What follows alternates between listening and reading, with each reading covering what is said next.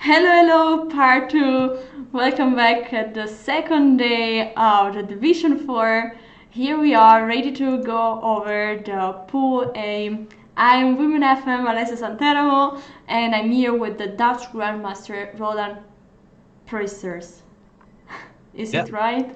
yeah, that's as good as it gets. So usually, yeah, Alright, so we are going to see 3 rounds today. Again, Pool A, Pool B, Pool C, Pool D, and Pool E.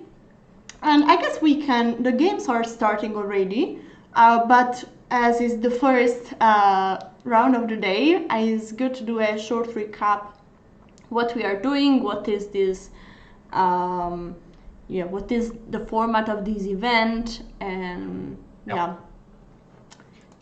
yeah, um, yeah. So for us, it's like we've been doing this, of course, for the whole weekend already. But for you guys, let's do a recap. So it's a truly worldwide event featuring 163 teams and over 1,500 players from around the world.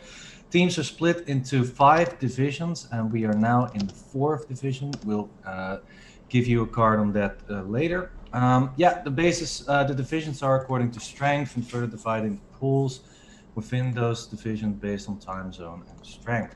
So, yeah, that means that the base divisions are according to strength. So we are starting with the base division, which is, let's say the weakest one. And now we are on the fourth division, the second weakest one. And we are moving in those divisions towards the top division in the upcoming weekends. And the top division, there it is decided who will move on to stage two. And in the stage two, that's where all the good fun will happen. That's where all the prizes will be decided and who will win the medals. So yeah, Yes. And I just showed the team of the top division. You see big name, big team that already won some edition of the Olympia, like Russia, China. I'm not sure if actually everyone won an edition of the Olympiad. For sure, Russia and USA, yes, but most probably also China, Ukraine, and India. But I am not sure. Maybe Roland, do you know it? I'm also not sure to be honest. Well, but it says on the title that in the Kaprindashvili, which is actually the Olympiad in 2018, those 5 teams were the top 5. So, and they qualified for the top division anyhow. Yeah. Yes. So, maybe we should check what going to do today.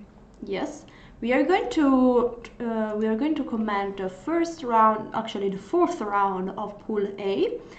Here next to the board, you can see the scoreboard. Currently, Thailand, Hong Kong are leading with full points, 6 out of 6. So it would be very interesting to see if we'll have today the direct match between those two teams.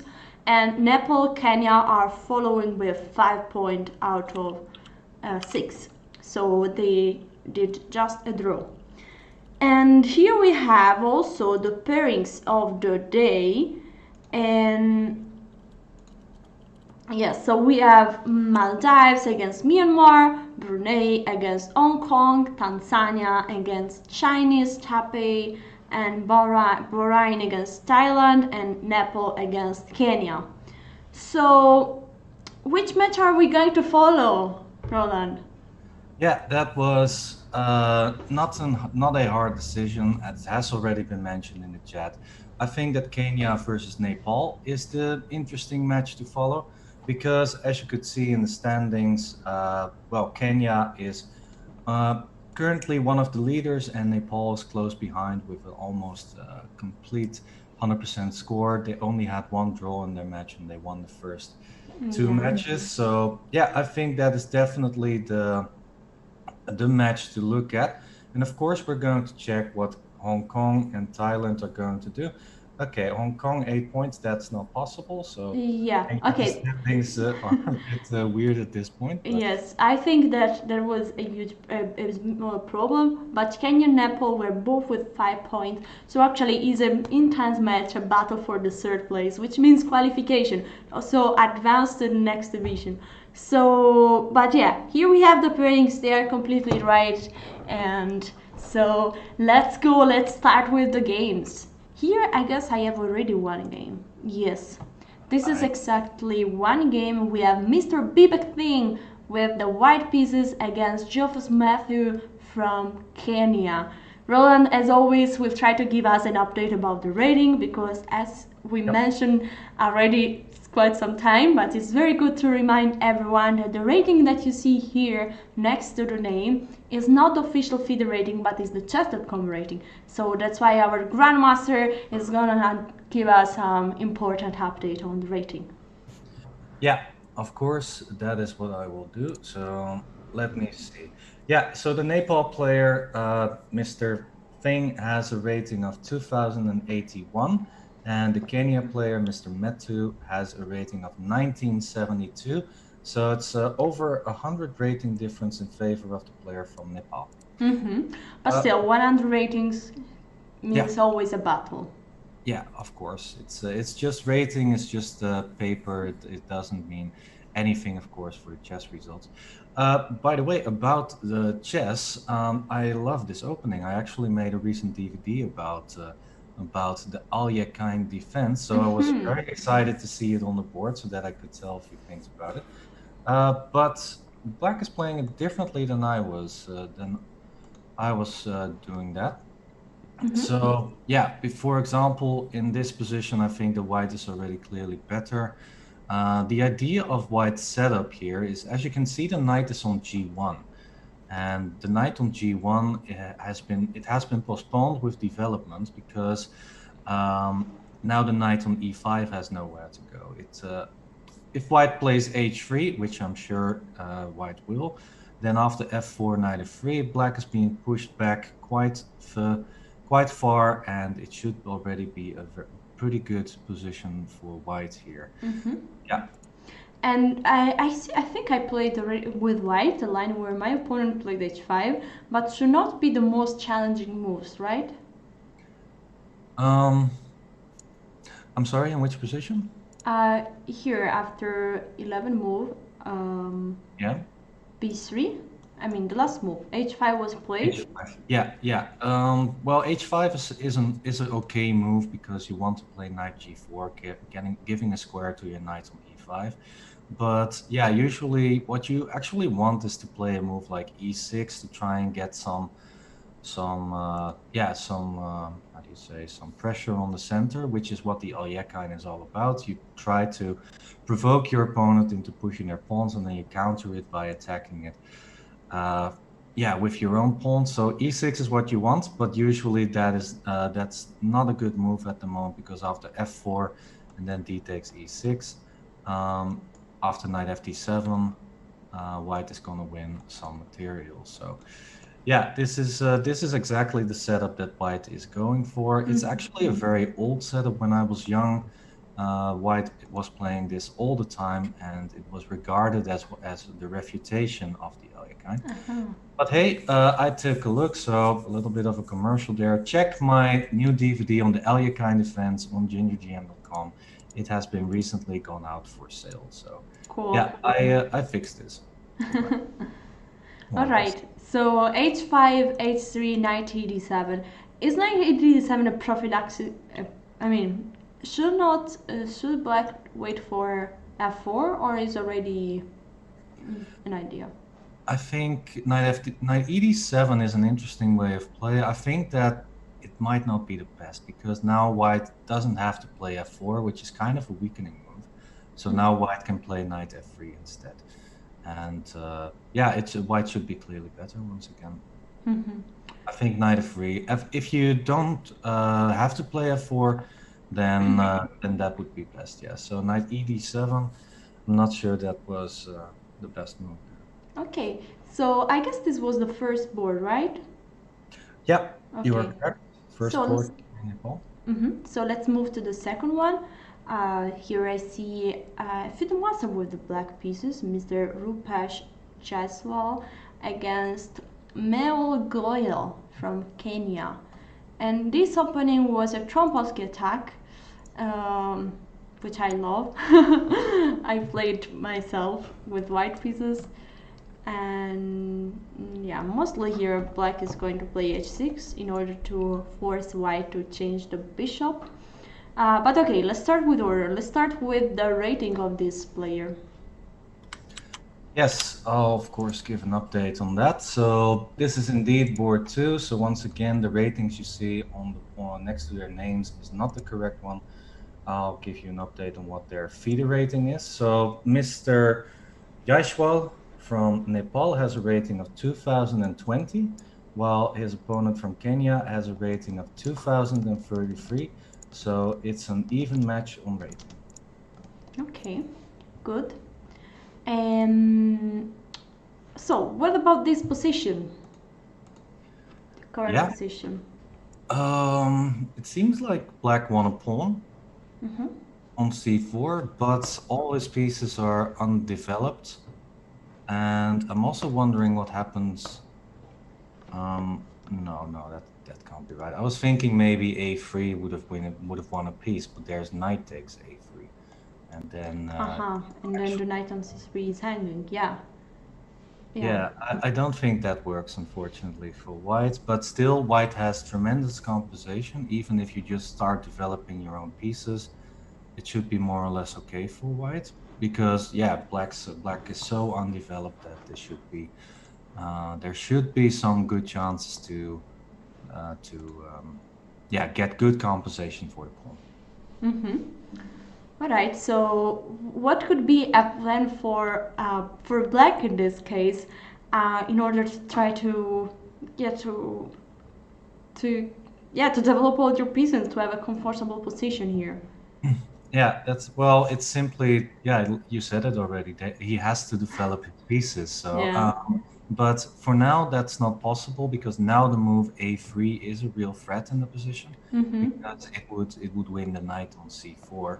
So possibly the right way to go right now is to play d5, or otherwise to move the knight, for example, to b6 or a5 to at least protect, make sure the knight is not going to fall. But with the closing of the center with d5, white has all the play on the king side with bishop d3, and yeah, also with a3 actually, and also the c file could still be used.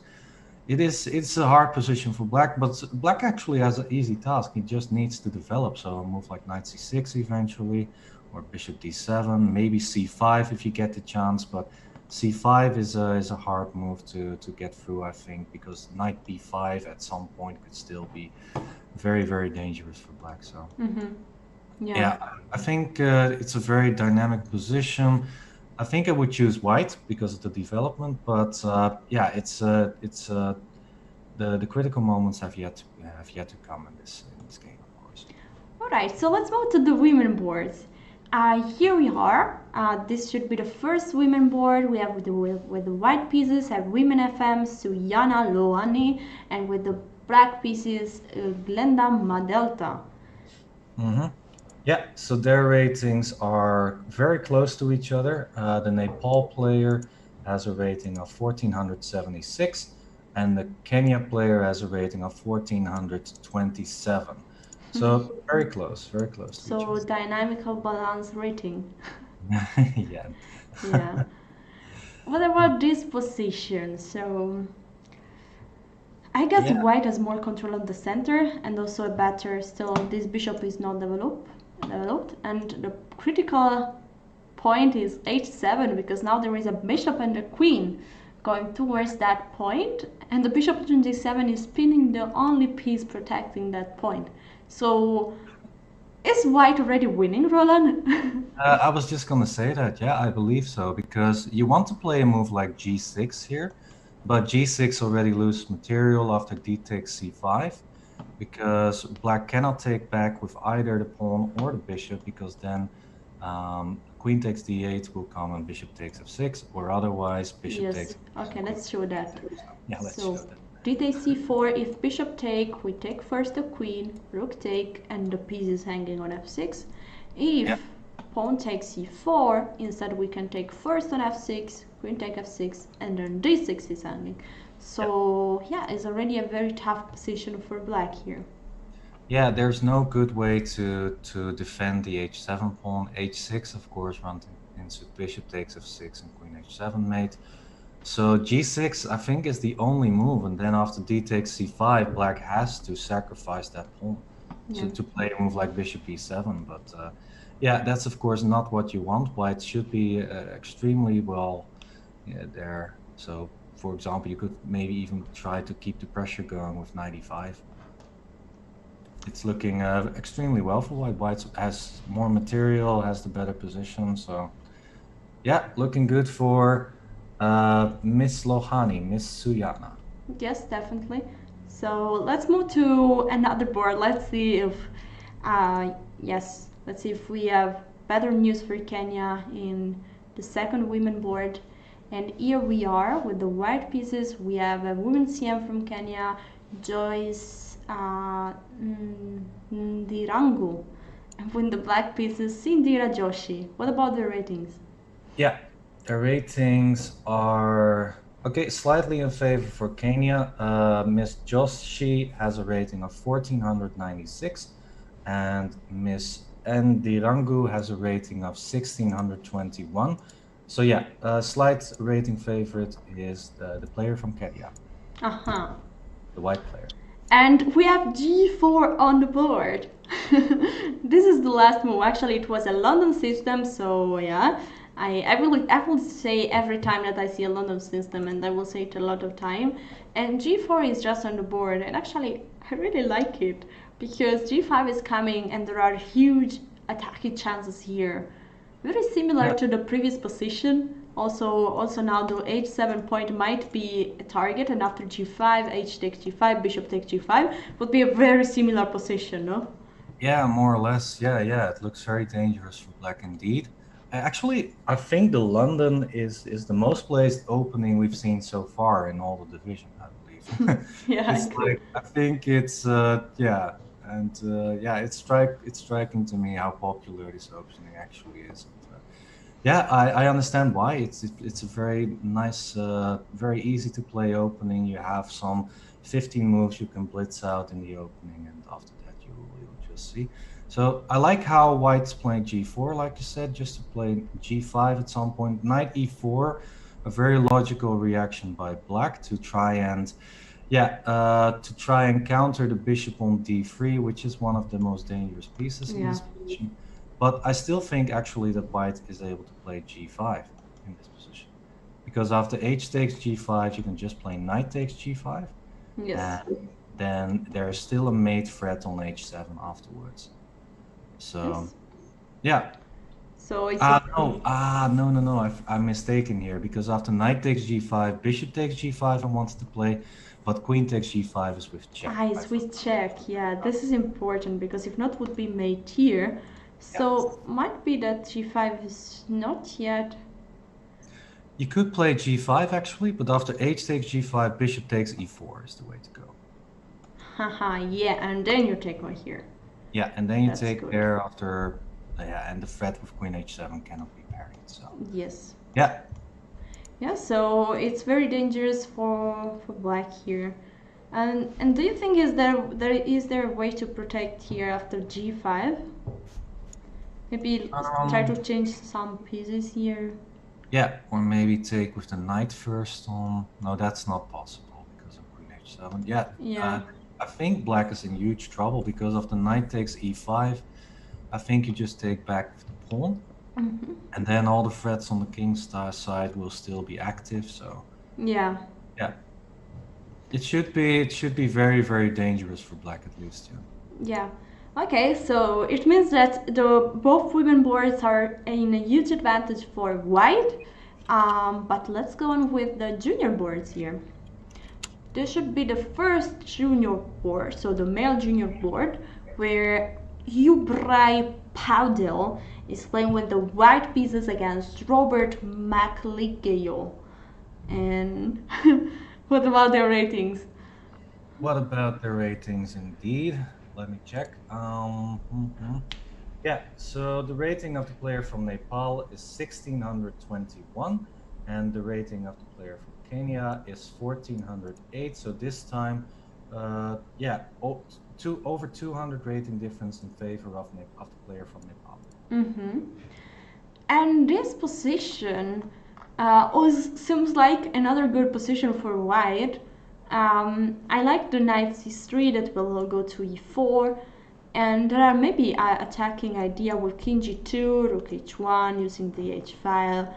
And what is very nice that this knight has basically no way. And also this bishop is not playing at the moment, so also this rook is not playing. Basically a lot of black pieces are not doing anything now. So yeah, exactly. Yeah, it's looking also white is an exchange up, so white is clearly the favorite here. But this pawn structure is also very very well known. With the pawn on c5, black will have problems with the pawn on d6 later on. So yeah, and usually that's why in the King's Indian the pawn is not being pushed to c5 because of this. Because of the weakness on d6, and also because of the pawn on c5, white has got very good chances to attack on the queen side, like white has done, opening the b file, putting a pawn on a5, and white is just cruising in this position. But yeah, it's and look at the beautiful knight on g7. It has so many squares to go to. But actually every black piece is doing terrible in this position. I mean, this knight has just this square, this knight has just this square, this bishop has no square at all, this rook has one square, and congratulations, because the queen has many squares. 1, 2, 3, 4. Congratulations. Congratulations. Yeah, this game is already more or less over. Yeah, it's very hard for black, this position. Yeah, let me check a few things. Okay, we have a result already, probably as expected. Oh wow, we have just a resignation. Oh no, we have just time is over. Yes. Oh, that must have been a disconnection then. Must have been a disconnection, or must have been also just yeah. Well, the position is not great, of course, for black, like we discussed before, but on the other g6 hand, is playable. G6, you could still definitely fight in this position. It's not over yet. I mean, white still has to prove a lot of things in this game. So yeah, it is. Yeah, it's. I'm pretty sure this was a disconnection, which is of course very very unfortunate. Yeah. Alright, so let's go to the last board, that is the women board. And here we have a pawn ending. Oh, this pawn ending mostly should be maybe slightly better for white, as he has. I agree, but I think that's tough. Maybe white is.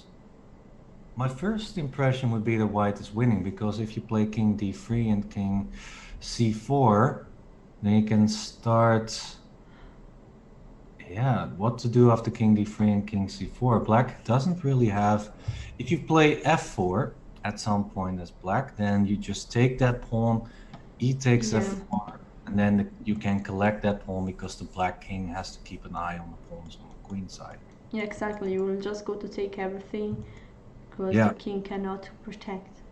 Exactly. Yes. So what is black to do? Black's only chance is to keep the king on the queen side by playing a move like king c6 and king d6. I think that's more or less the only idea black's got.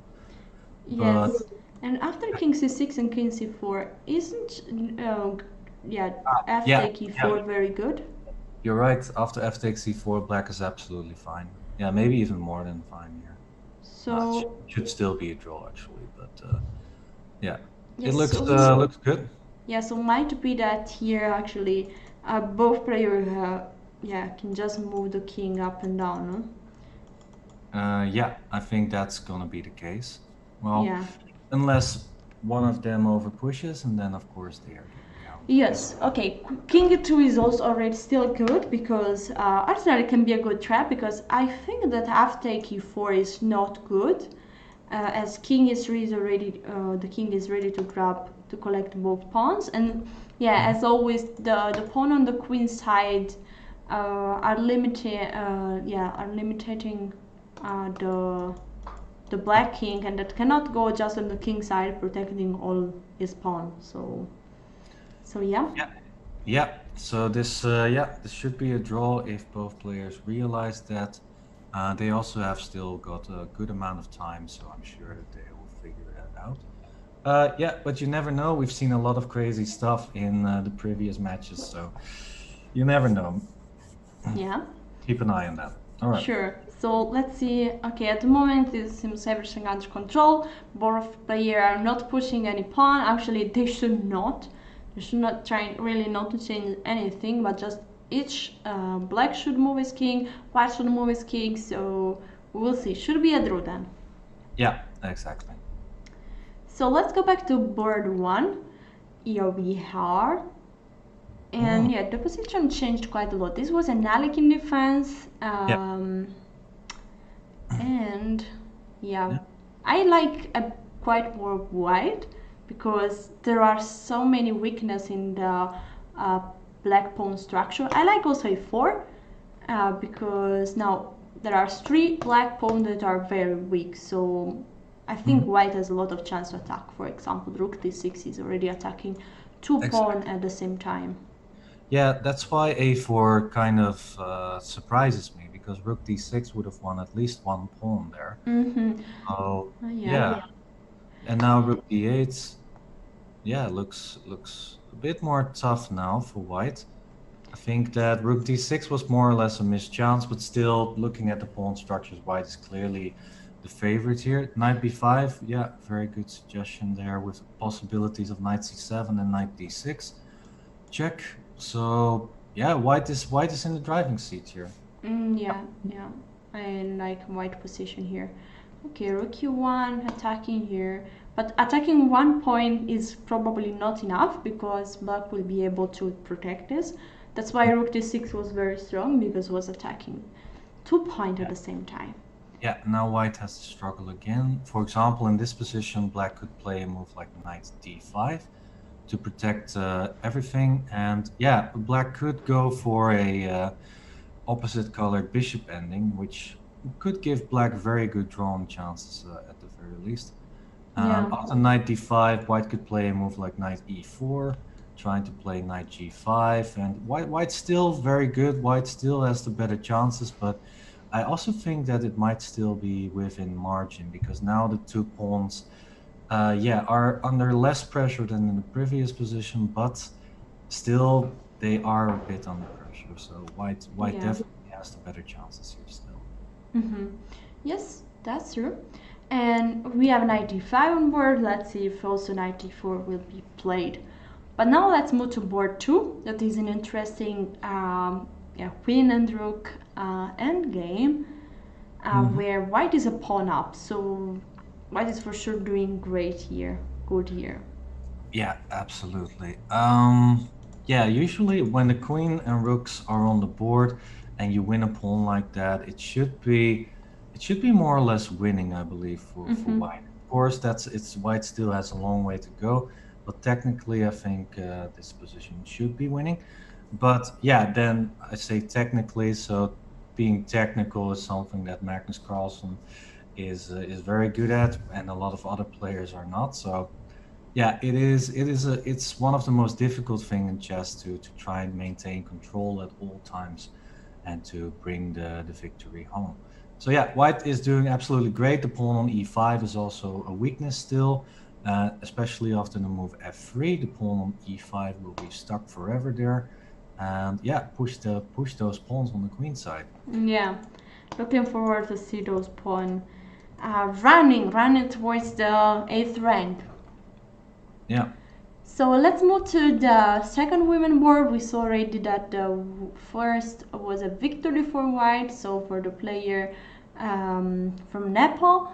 And here the game went on. Let's see, because this was an exciting position. White is attacking, so g5 was played, knight take e5, d take e5, a6, g take x6, g6, h7.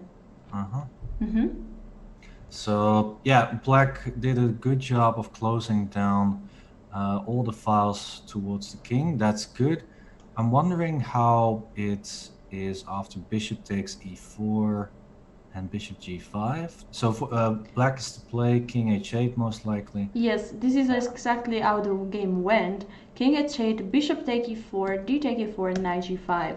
So now Knight the knight is g5. attacking. Yeah, even better. Yeah, exactly. So queen e7 must be played, and then knight takes e4.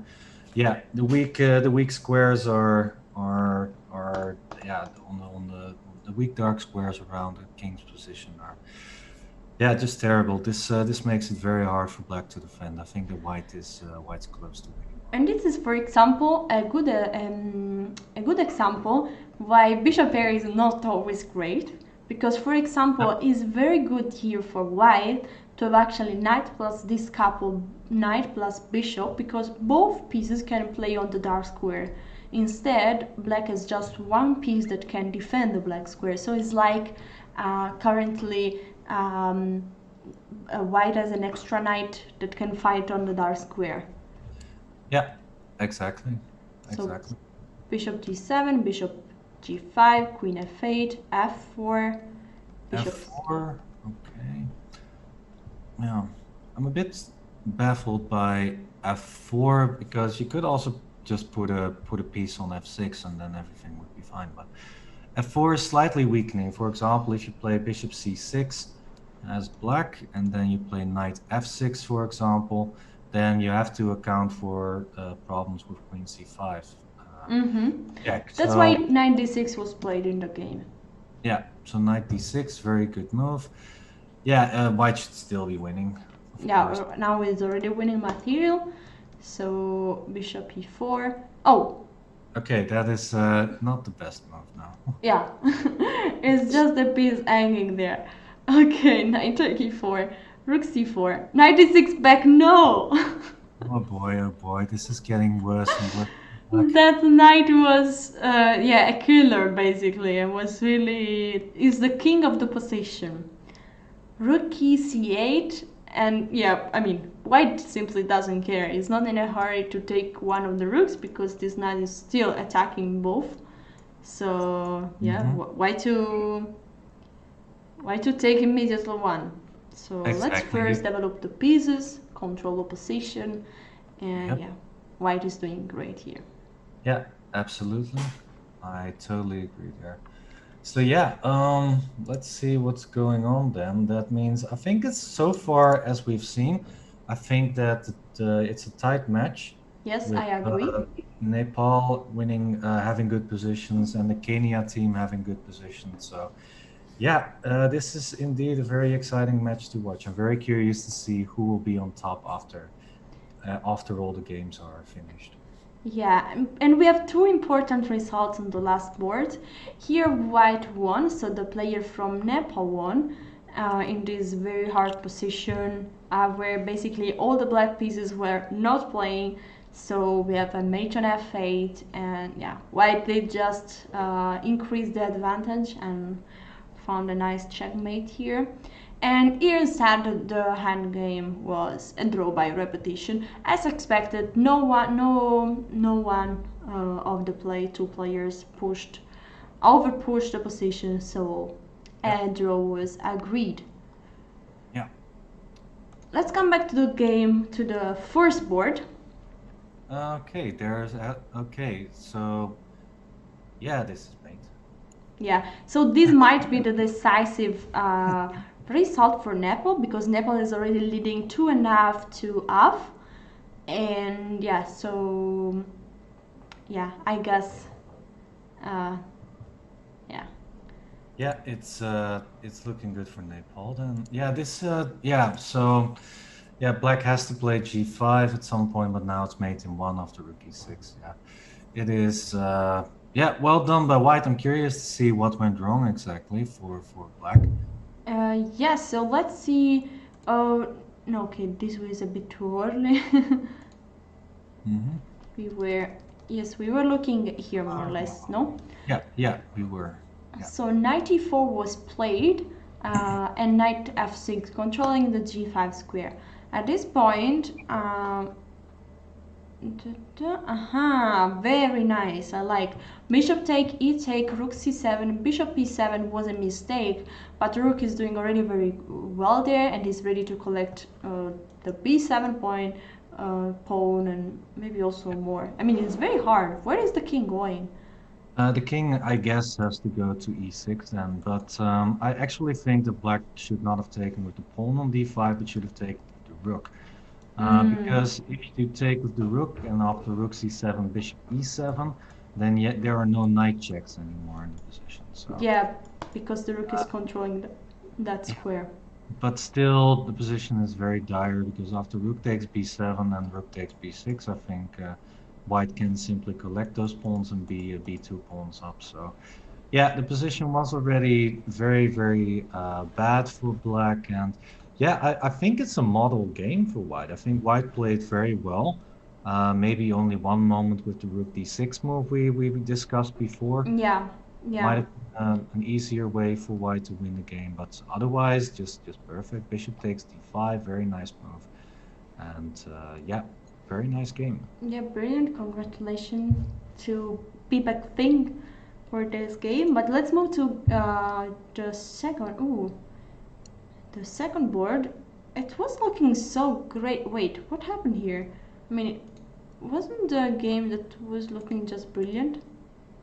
Or Yeah, white was a pawn up in the queen ending, the queen and rook. yeah. And yeah, white was doing extremely well, but then Then I it guess turned up to be 3 against 2 in a rook hand game that is easily a draw, no? easily a draw. Yeah, yeah. Oh, especially because there's a pawn on h4, which stops any advance of the white pawns. Yeah. So this should be a draw. This is the current position. Yeah. Let's see Yeah, if I guess black is a FIDE master, so it should not go wrong in this hand game. If you don't know, always the way to draw is to keep the king in front of to black has to keep the position. So the way to go, for example, um, you have just to know one stuff. Here in this position, black has to go down. Not on the side, not on the other side, but just down. And always to repeat this technique, because like this you always keep the position. exactly. Yeah, perfect. Alright, so this match is over. I guess that Nepal should win 4, yeah, 4, 4-2, I guess, because 2 draw, 3 win, and 1 loss. So Nepal should win this match. But let's see the last games here. For example, this is a game between Thailand and Bahrain. The last board, it's those two players are very, very even match on rating. They both have about 1900 rating. So, but yeah, rating doesn't say at all. White is clearly winning here. So the Thailand player is, yeah, is what? How many pawns? 3 pawns up. Yeah, 3 pawns. Oh wow, 3. Doesn't Yeah. seem so much because this pawn is okay, just Yeah. a resignation. Just resignation. Yeah, sounds good. Actually, that means that Thailand has won 6-0 against Bahrain.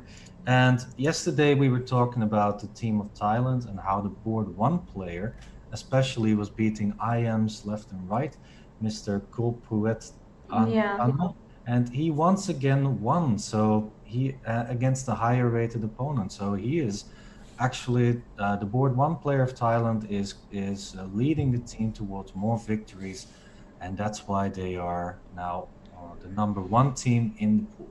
Yeah, I saw that he's on fire. By the way, I looked just like this endgame and it looks hilarious because white is a full piece up in a pawn endgame that mostly is completely winning. But here, I mean, the only way to try to win would be to push c4. Yeah, yeah, and to push another pawn, I think actually. I think the idea here is to put the king on. Oh no! Oh boy. Oh boy. Yeah, should be still winning, but it's not so easy because the bishop cannot just go out. This is very That's funny. true. That's true. I think the idea should be not to prepare c4, for example, by putting the king on e3. Uh-huh. Yeah, my idea, or on d3, depending on where the king is gonna go. Yeah, a king c6 and then maybe c4. Black could play after d takes c4. I want to play d5 and then bishop c3, and I think it should be winning. Yes. So after b takes c4. Yeah, I think that you just reroute the king. Just play bishop c3, king d2, king c2, king b2, king a3. It should be winning, I think. Yeah, because the king is simply going to push those pawns. Yeah, yeah. Yeah. So, okay, c4 was needed, but maybe white was waiting. Is c4 working? Is not working. Is working. Is not working. And then he moved too many times the king in the same square. And you could run the risk of pushing too quickly, of course. Yeah. So, but yeah, a draw instead, which is okay.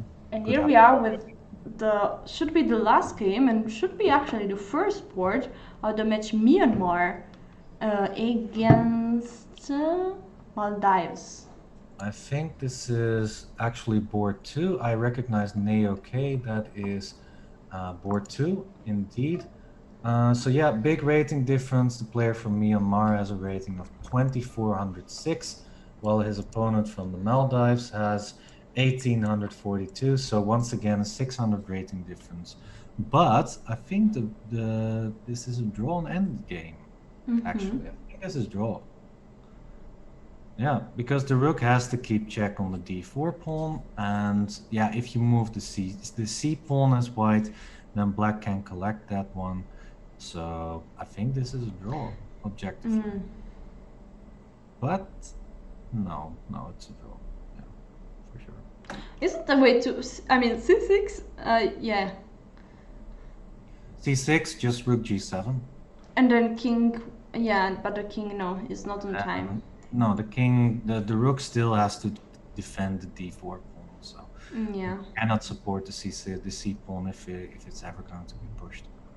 So, and it's very smart to that the rook is keeping the the king cut from the other part of the board. So. Yep. But now the critical moment. I think rook h7 should be the right move. You could also just play rook h6 perhaps, but I think rook h7 I think it loses, no? You still have rook h8. Rook h8. Okay. Yeah, I think, but rook h7 is by far the easiest. Yeah, because if c7 and rook c6, there is rook c1, and then. After c7, you have rook b6 check first, and then rook c6. So that should, no, king f5? No, but now it's winning. Now the king is coming to c5 and is collecting the d5 pawn. Yeah. King f5 was really unfortunate there. Yeah, the king is going to c4 and protecting the pawn. It was very important to keep the king on d4 and to attack the pawn on c6, because the only piece that could protect it was the rook. So this means that the d4 pawn was falling. Yes. Oh. That's unfortunate for Mr. Mohammed, unfortunately. This is now very easily winning rook ending, of course. Yeah. Unfortunate. Yeah. Yes. Alright, all the games are over, so let's see the standings here. Actually, we thought that was a mistake, but it was not a mistake, because before we had a forfeit, and so the scoreboard is already updating automatically. I mean, not automatically, but there are there is a stuff behind it, is extremely fast, and so that's why we had already the result updated. So, but here now we have the results of after this match. Thailand and Hong Kong are still leading with 8 full points. This means that these two teams are won all the games, and we are so looking forward to see the direct match against each other. Don't know when we will see that, but it's going to be exciting for this pool A. Yeah, absolutely. I totally agree there. Thailand and Hong Kong. Hong Kong is a big surprise here in this pool. And of course, Brunei and Myanmar, yeah, they have the highest average rating both, but they are not performing like it at the moment. They are at the bottom, well, in the bottom half of the standings so far. Yeah. So, so actually, it will be very okay. Myanmar should be back because I guess they won this match, yes, against Maldives 5-0. So one yeah, one game is missing. Uh, but yeah, they are still at 3 points. They were yesterday. We left them yesterday with just one lonely point. But they're still they're trying to come back. So Ah, yeah. One question, by the way, Alessia. Do you know which famous chess player is actually from Nepal? There is a famous chess player. No? It's actually Anish Giri. Anish Giri actually was born in Nepal, and when his dad got a job in the Netherlands, he moved with his dad towards the Netherlands when he was a teenager. So that is why Anish Giri is now playing for the Netherlands. But he has actually Nepal roots, so there's some information for you guys. Right. all right. Yeah, and with that, I think maybe we should. Okay, the results have all been updated, I hear. Maybe look for that, and then afterwards we are going to take a break. Sure. These are all the results. Fly off to for Myanmar against to out for Maldives. 4-2 in the match Hong Kong Brunei. 6-0 for Chinese Taipei against Tanzania. Another 6-0 for Thailand against Bahrain.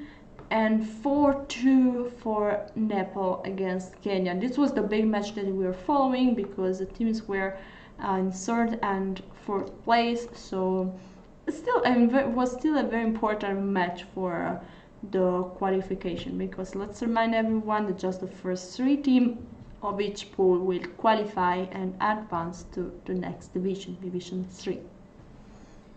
Yeah. Alright, so I guess not sure if we have the pairings of the next round. Anyway, let's hit a short break and we will be back with the round number 5 of this pool after a short break. So see you soon, guys.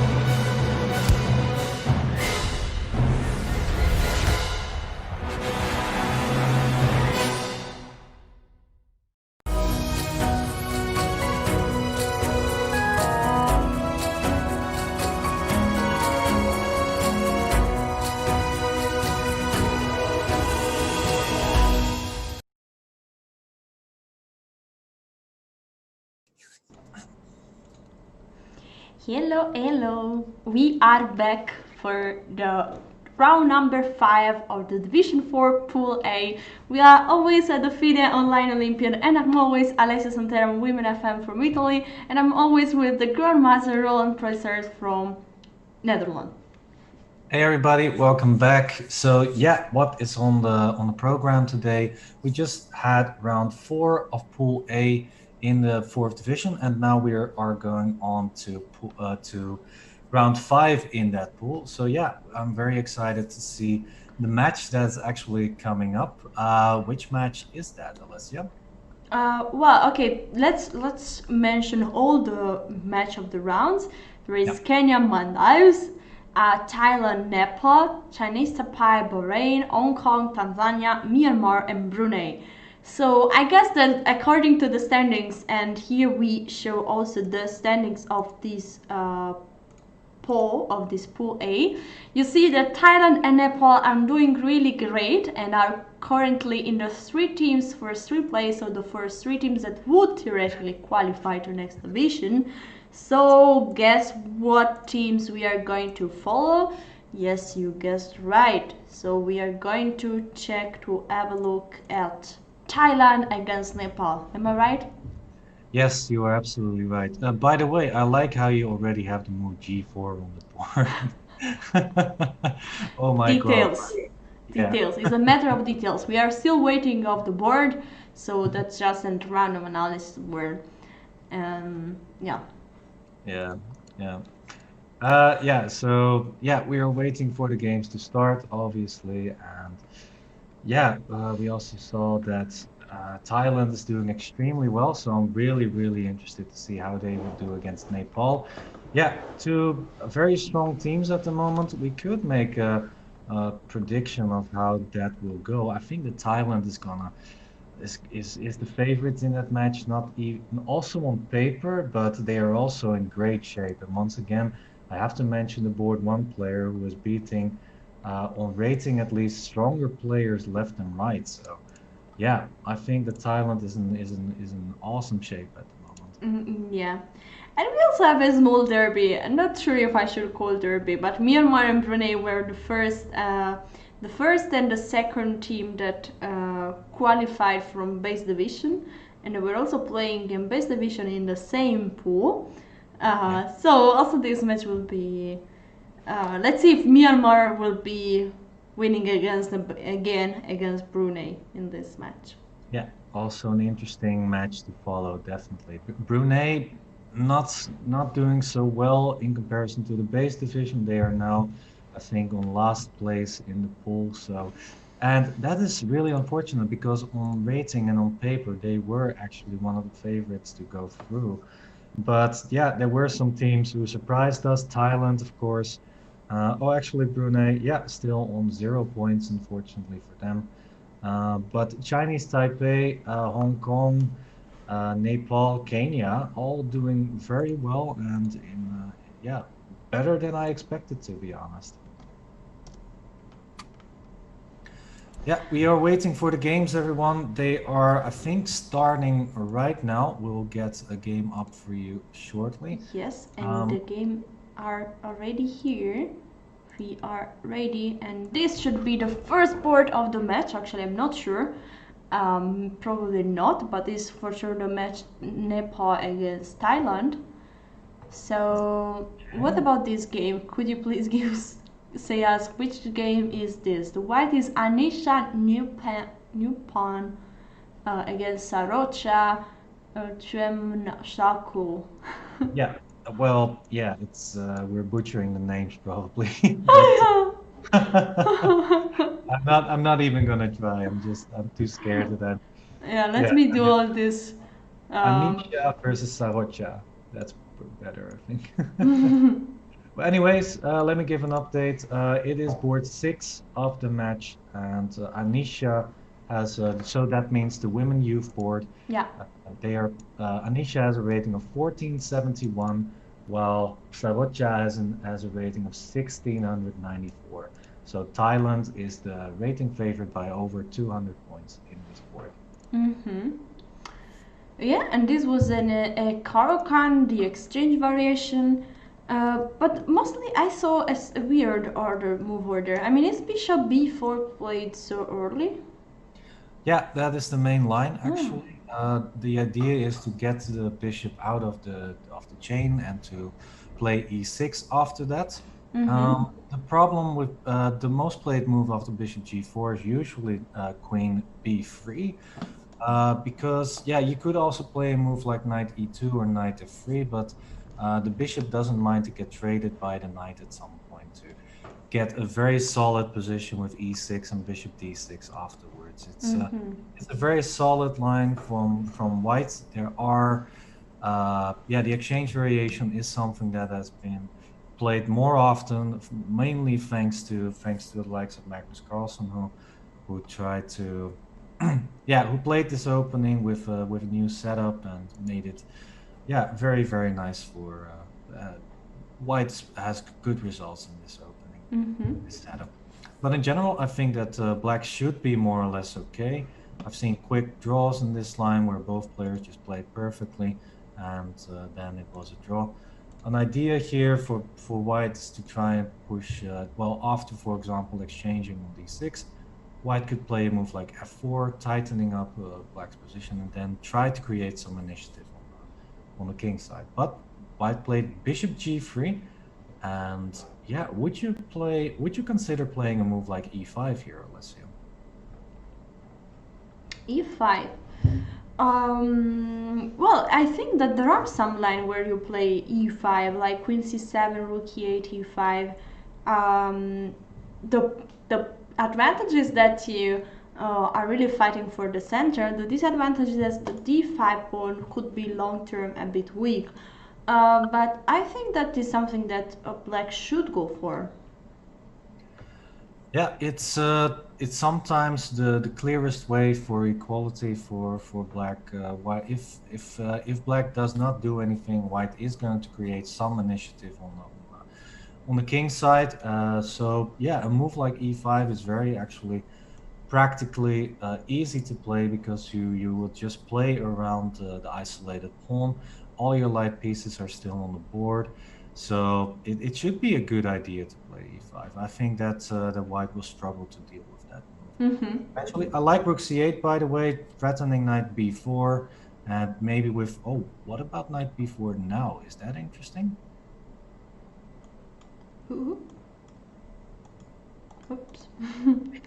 So attacking queen and bishop, the pawn is pinned due to the rook that would attack the queen. So this move, is this the move?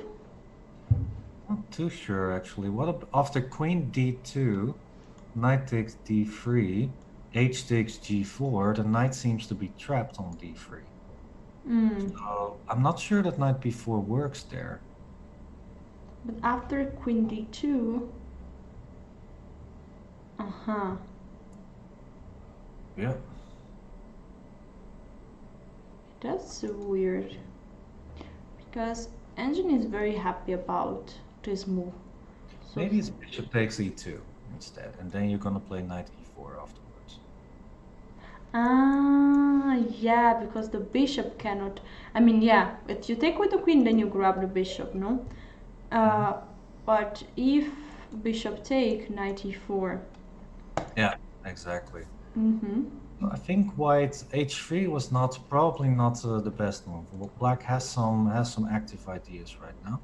I still think that white is not lost by any means, but yeah, okay, no knight b4, so black. I feel like black missed a chance there. I think it would have been good to play knight b4.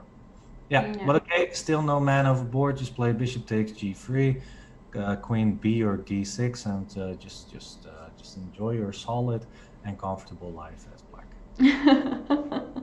Yes, exactly. Okay, this is the current position, and yeah, probably e5, no? Yeah, This should be e5, the. the main idea, I guess. Yeah, I was thinking bishop takes g3 would be good, but after f takes g3, and for example queen b6, you do have to take into account a move like rook takes f6, and that could become troublesome for. Yeah. Yeah, so there could be attacking chance like queen h5, rook take, yeah, queen take h7. Yeah, I So think white at least has a draw here. So yeah, black, I don't know. After bishop takes g3, maybe just play a move like knight d7. That should also be more or less okay. But yeah, it's kind of difficult, these positions. I mean, white has a clear idea as well. Just play knight d2, rook a e1, maybe push the g pawn towards g5 and create the initiative. So actually, I think bishop takes g3 is practically a wrong choice. Maybe objectively it's still fine, but I think it's easier to just keep the bishops on the board and just play a move like rook e8. yeah. Yeah, but okay. It displayed rook e8, perfect move, and after knight d2, I guess black has to play e5. Yeah, And but after e5, actually, I like the black position, and I think it's also good that there is this weak pawn on g3, because the position will be so open that there will not be such a huge attack against the king side, at least for black. So might be just a weak pawn on g3. yeah, well, the pawn can just be pushed to g4 and where it's comfortably protected. So yeah, maybe for now, maybe there are some tricks at the moment, but I think that if white gets the chance to play g4, then the pawn is not a weakness anymore. But it's Yeah. very concrete. After e5, d takes e5. I guess knight takes e5. There are some. White has to take care of queen b6 check, Aha. and queen takes b2. Yeah. So yeah, we gotta see how white will face here. Yeah, But but okay. so black doing great. I think the problem was with the bishop g3 move before, and h3. Yeah, those were the doubtful moves, I think, from white side. Alright, we were really a lot of time on this board, Yeah. so maybe it's a good moment to try to find another board of this match. And I guess this might be the yeah the board number 5, but I'm not sure, so you will give me an update. And I here will. we have Prin Loa Virapap with the white pieces again, Niken Kushata. Absolutely, you are correct. This is the youth board, board 5, and Mr. Prin from Thailand has a rating of 1834, and Mr. Niken from Nepal has a rating of 1733, so 100 rating difference in favor of the Thailand player. Once again, yeah. Yep. And what about this position? It's white to move, and I see some possible tricks, like maybe knight take f7 is already possible here. Yeah, it sure is, and after that, it looks very, very good for white. Knight takes f7. The idea is that after king takes f7, white has knight e5, winning the queen on f4. So yeah, this very nice trick. If white did not have that trick, then maybe white would also simply be okay with queen e2 and bishop Queen takes it, yeah. e3. Knight takes f7 is of course much clearer. Yeah, yeah, Yes. nice, nice. But we have queen e2 on the board, so Okay. white missed the chance here to take on f7. But still, as you said, as you mentioned, should be still better for white, because all the white pieces are out, and the knight on g5 is still attacking the f7 point. The rook is also on an open, semi-open file, and maybe knight e4 could help to attack that point. So I think white is still doing great here. I think so too. Black needs to play a move like Queen C7 at some point, and then Black can immediately play Knight E5 without a problem. So, actually, maybe the best move is no, that's not true, because I was thinking maybe H6 would be good, but then you of course fall into the same trick with Knight takes F7. So. Yeah, actually, Yeah. you're inviting that trick, so Yeah. better to be careful. But now knight take f6 is already. Yeah, let's see if white finds that move maybe in this position. If white doesn't play it and play bishop takes e3, then after queen c7, short castle is the next move for black, and then I think black would be more or less okay. So white needs to play it now if he wants to retain an advantage. Yeah. So let's see. Suspense. Yeah, Come let's on. ask to the chat if you think, ah, we have knight take f7. There you Yes. go. There you go. Well done. Well done. Okay, now white's clearly in the driver's seat there. Yeah. So, but black can play short castle now, by the way. But it Yeah, still is an extra pawn, no? yeah, still it's an extra pawn, but I thought And it was maybe like, knight e5 and the queen will have some trouble there. yeah, a lot of sometimes players don't realize that short castle is possible still in a position like this. So yeah, I would have preferred actually to see knight takes f7 one move earlier so that short castle wasn't possible. Yeah, there you go, rook f8. So yeah, you could have castled there, which would have been the better move. Yeah. Yeah, but yeah, those are how do you say it, game dynamics that some people are not aware about, unfortunately. Yeah, but now everyone will be aware that castle is a possibility here, so always try to be flexible, even if there is a knight pairing here there. It's Yeah, still possible to castle. Yeah. yeah, Some people might be confused because you cannot castle when the king is under check. So as the rook is also attacked, might be a bit more confusing. But actually, there is no rule about that. yeah, exactly. So yeah, and the king would be much safer on g8 in this position than For on sure. e8. For Yeah. example, queen b5 is sometimes an idea for white to try and undermine the king on e8. So yeah, this is looking very good for the Thailand player once again. So yeah, this once again is looking very good for Thailand. Yeah. So let's move to another board. I think we are going from board 6 to board 1.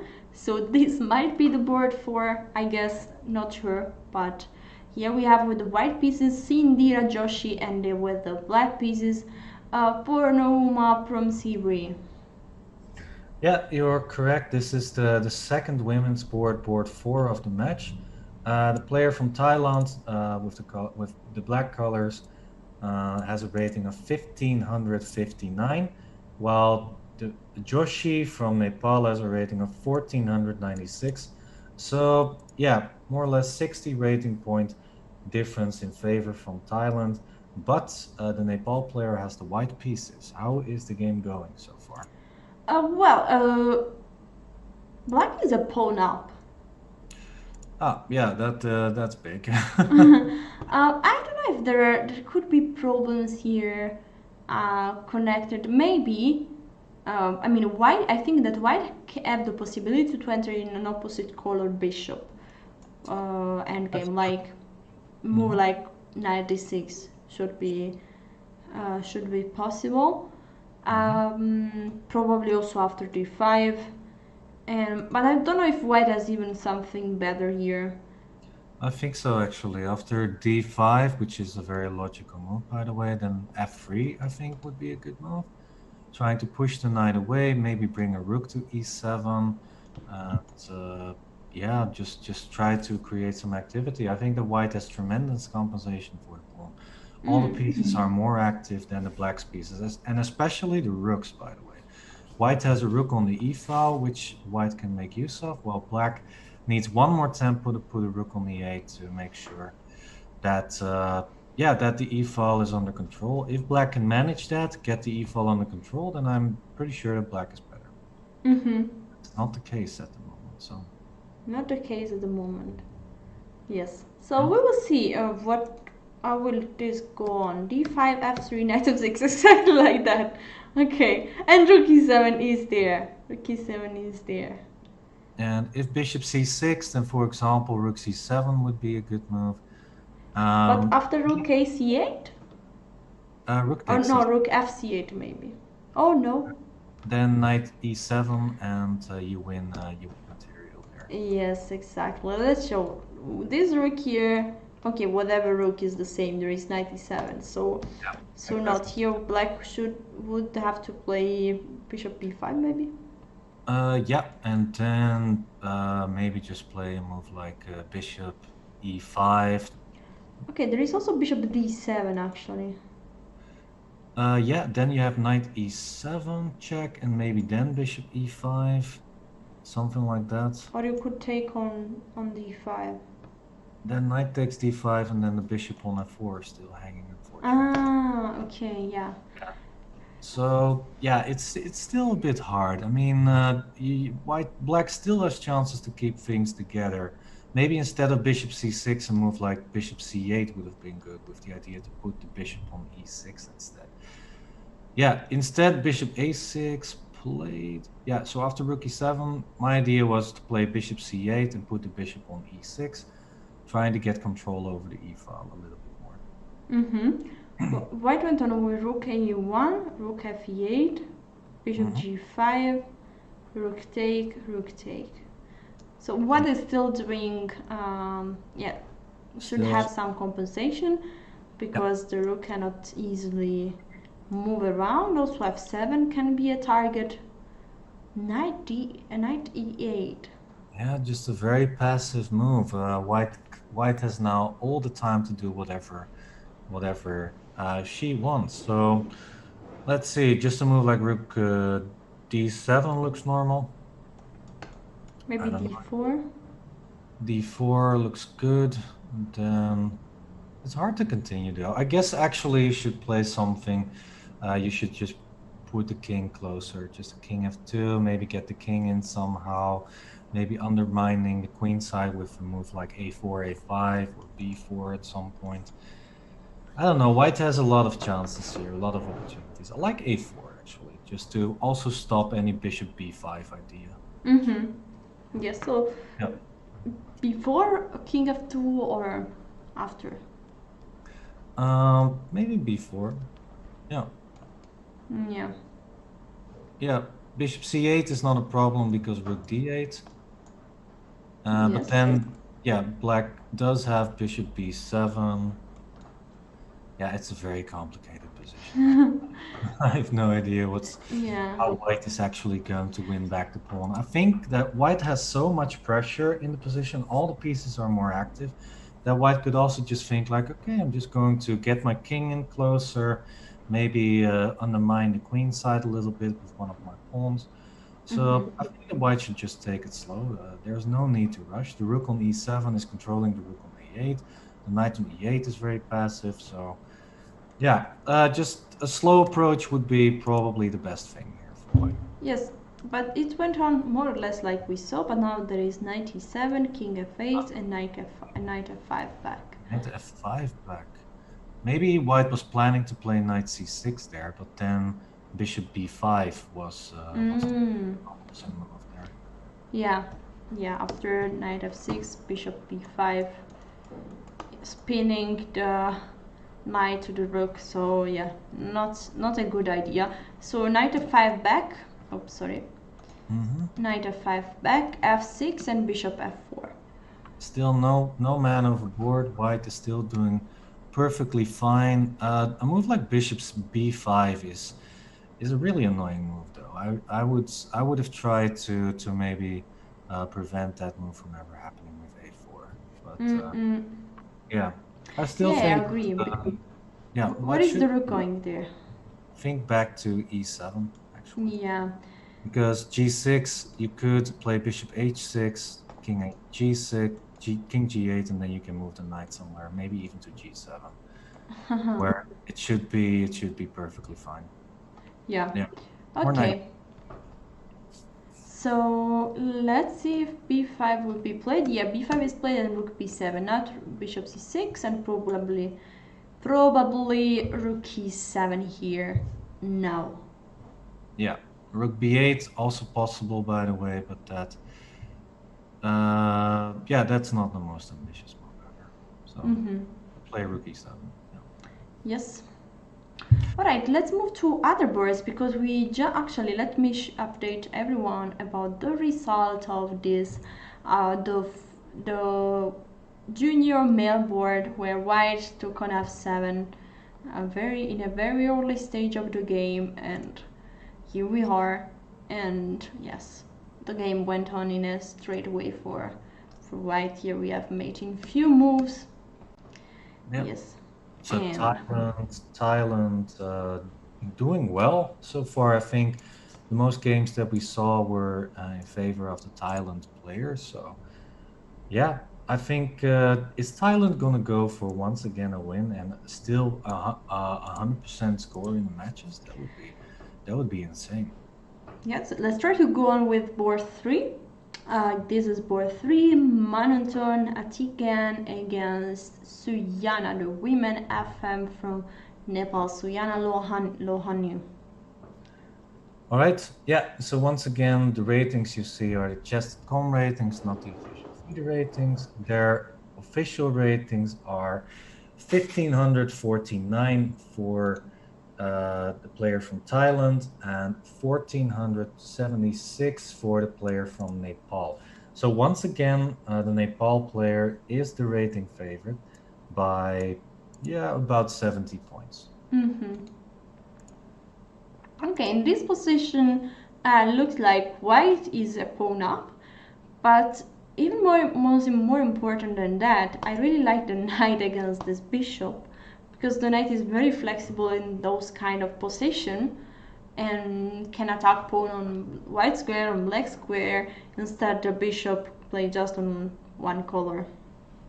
Yeah, I totally agree. With knight takes b7, the pawn on a6 is a weakness when the knight moves back to c5. Yeah, but rook b8, a critical move after knight c5. Is rook takes b2 a good move there? That's the question. Probably yes, no? I don't know, because after knight takes a6, white has got a very dangerous pass pawn then on the a Yeah, file. that's true. And knight take a6, knight b4, Yeah, attacking, closing the rooks to the rooks on b2 and attacking the c6 pawn might be quite annoying. might be a bit too much there, yeah. But it's But weird. Why instead, rook f2? Right? Why rook g1? King g1? I don't know. Maybe the maybe rook fb1 is the idea there, but Yeah, yeah, but now take the yeah, pawn. yeah, exactly. I totally agree there. Well, I think white is still doing very well, but black can simply play rook a8 now. Yeah.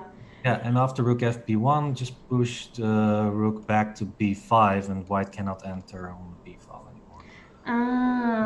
Yeah, this is the point. Because actually, if black is forced to take, rook b6 is coming and is still great, really great for white.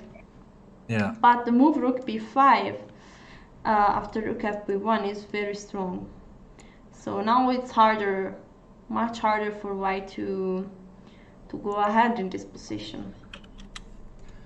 yeah. So king g1, mysterious move, but yeah, with the well, actually not with the idea of rook fb1, but yeah, I think taking on a6 and knight b4 would have been a way better move there. Yeah. So let's see if black finds the move rook b5, rook b1 on the board. Yeah. So once again, suspense. Let's see what's happening. Yay! Okay, well, yay! I'm not rooting for anyone, everybody, but I like that Rook B5 was found. Yeah, and now Black is You're well, rooting for good chess. good chess indeed. Yeah, yeah. I'm always on the side of Kaisa, the god of chess, of course. Yeah. So Rook B5. I think White is still in better shape than Black, but I think the position should be more or less okay now for Black. No active ideas and materials now equal. So yeah, it would have definitely been better for white if white took the pawn on a6 and played knight b4. Yeah. Was a missed chance, it seems. Yeah, much better. I think that white missed a bit, yeah, underestimate the defensive possibility for black in that position. Thought that she had all the time in the world, but it's not really like that. Because now, okay, let's go shortly back. Now, I mean, black is protecting the position. It's not so easy to push forward. Yep, I agree. So we still have 2 games to go, which we did not have a look at. So I guess we are on board too. Yes, I guess so as well. We have a FIDE master playing with the white pieces, Mr. Rupesh Jaiswal, against the Tupfan Kumanorika with the black pieces. Yeah. so rating update. The player from Nepal, Mr. Jaiswal, has a rating of 2020, and Mr. Okay, just gonna call him Tupfa, has a rating of 1888. So this time, the first time I think, a rating advantage for the player of Nepal with about 130 rating difference. But even if there is a rating advantage, I like this position for black because the pawn on e4 is quite strong. Because I mean the white position is a bit white has not too much space. There is the knight on f1. Yeah, it's important to protect the king side, but it's not really in the game. Also, the rook on e1 is not doing it at the moment so much. And the only strong piece is the knight on d4. So I think actually it's not a huge deal. But it seems like to play with black is much more comfortable due to more space, and so more possibility to maneuver the piece. For example, knight d7, knight e5 should be now the idea for and black. Knight d3, even the knight will be very nicely placed on d3, containing all white's pieces more. So yeah, I totally agree there. Black has a great position. At some point, you could try and chase the knight away on d4 with like c5. So yeah, and with a knight on d3, you can try to regain the d file with rook d8 and rook d7. So this is looking very, very nicely for black. I like knight g3 though, just trying to get the knight on a more active square, for example, after h4, knight ge2, and then knight f4, also taking control over the dangerous d3 square. So yeah, white is doing not a bad job there. I think white is more or less okay. Yeah, black does have a dangerous idea still of knight e5, but it looks more or less okay now with the knight coming to f4. Yes. Yeah, so let's see. Yeah, also because knight to f4 is controlling d3, no? Yeah, absolutely. You still have to take care of knight f3 ideas also, but yeah. I would still pick black, don't get me wrong, but white is more or less controlling the threat so far, so doing okay. But that means, once again, if the black player is actually from Thailand, once again, so that means that also on this board, Thailand is not doing too shabby. So last but not least, we have the first board of this match with the white pieces, a FIDE master from Thailand, the famous FIDE master from Thailand, Mr. Tanadon, that is currently at full points, full score against Mr. Purusottam from Nepal. And here he's actually doing great because he's 3 pawn up. 3 pawns up, and that's way too much for an opposite bishop color ending. This should definitely be winning. And like you said, the famous Mr. Tanadon, yeah, he once again has a 100% score. Even in the yeah, yesterday he was knocking players left and right, and today he's also still on 100% score if he wins this one. So that would mean he has 5 out of 5 against a pretty strong opposition. Yeah, sure. I mean, it's playing bird 1. So... Oh. Yeah, and what is now the way? Is king g6? Not really, no? Yeah, so let me also give an update on the ratings, by the way. The player from Thailand has a rating of 2190, and the player from Nepal has a rating of 1913. So in this case, the FIDE master from Thailand has over 200 rating advantage over. Yeah. Yeah, and okay. Now white was able to a5 was an important move because now white has way too many pass pawn h6. Yeah. Yeah, nicely done. Yes. h7, h8. Yeah, h7, bishop e5 is possible, but then the bishop is protecting against 2 breaks, the c pawn and the h pawn, and that's just too much. Yes. Yep. All right, so I'm starting to think that Thailand is invincible. They They are just winning every match so far, it seems. On the scoreboard, you see 1-0 for Thailand. We will update that shortly. And actually, I think that so far that is actually correct. I think still, yeah, still a 1-0 advantage. But it should be, as far as I could see, I think Thailand could win already 3 more games. So looking very good for Thailand. Yeah, yeah, definitely. We have just one game finished. It is the I know is not part of the game, but okay, is a nice mate on G7, and here the player from Kenya won. All right.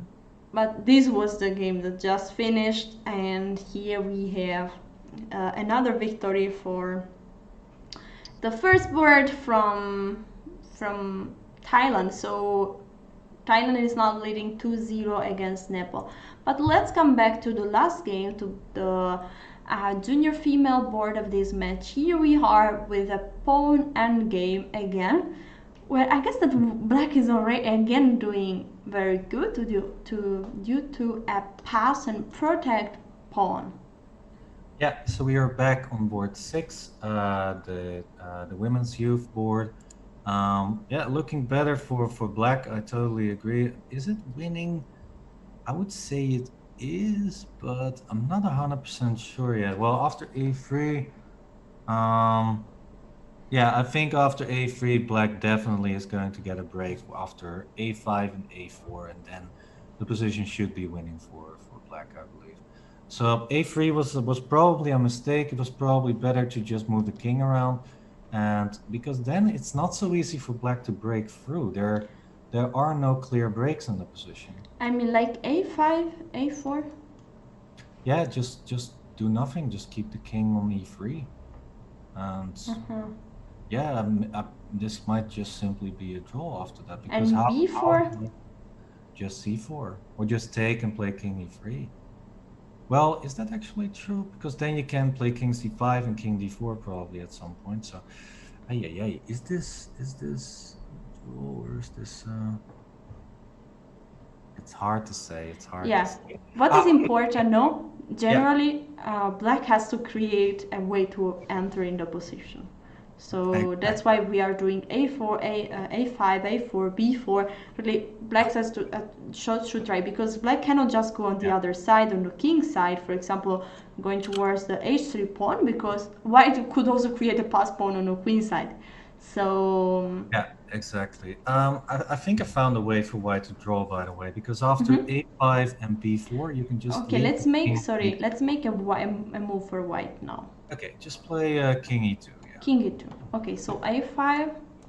Just king e3. Okay, and a4. Now it's easy. Now just king e2. And if b4? Then I think also simply king. Wait.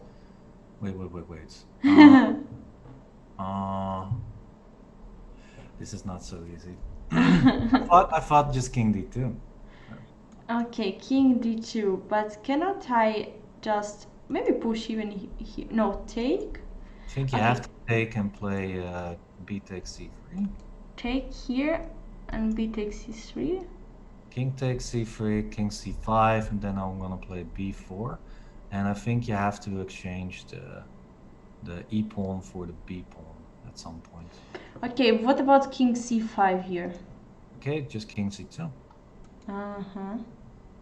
I believe. Now e3 I hate the computer evaluation. With every move I make, e3 is winning. Oh my God. No. Okay, No. I don't know. Yeah, the computer doesn't make a lot of sense, I think, at the moment. Yeah. Okay, let's hand up that it's very complex, but there are chances for sure for black. Yeah, we should say that black has the chances, and after a3, it's already clear that black is winning. Yeah. Because now it's easily over. Yeah. Yes. All right, I think it should have been a draw somehow. It feels like white could hold on, but it was definitely black to push for a win there. So yeah, and there are probably some nuances maybe with inclusions of h4 and h5 at some point. So, but okay, enough about this. It was a very interesting endgame, but of course black is clearly winning now. On to the next game.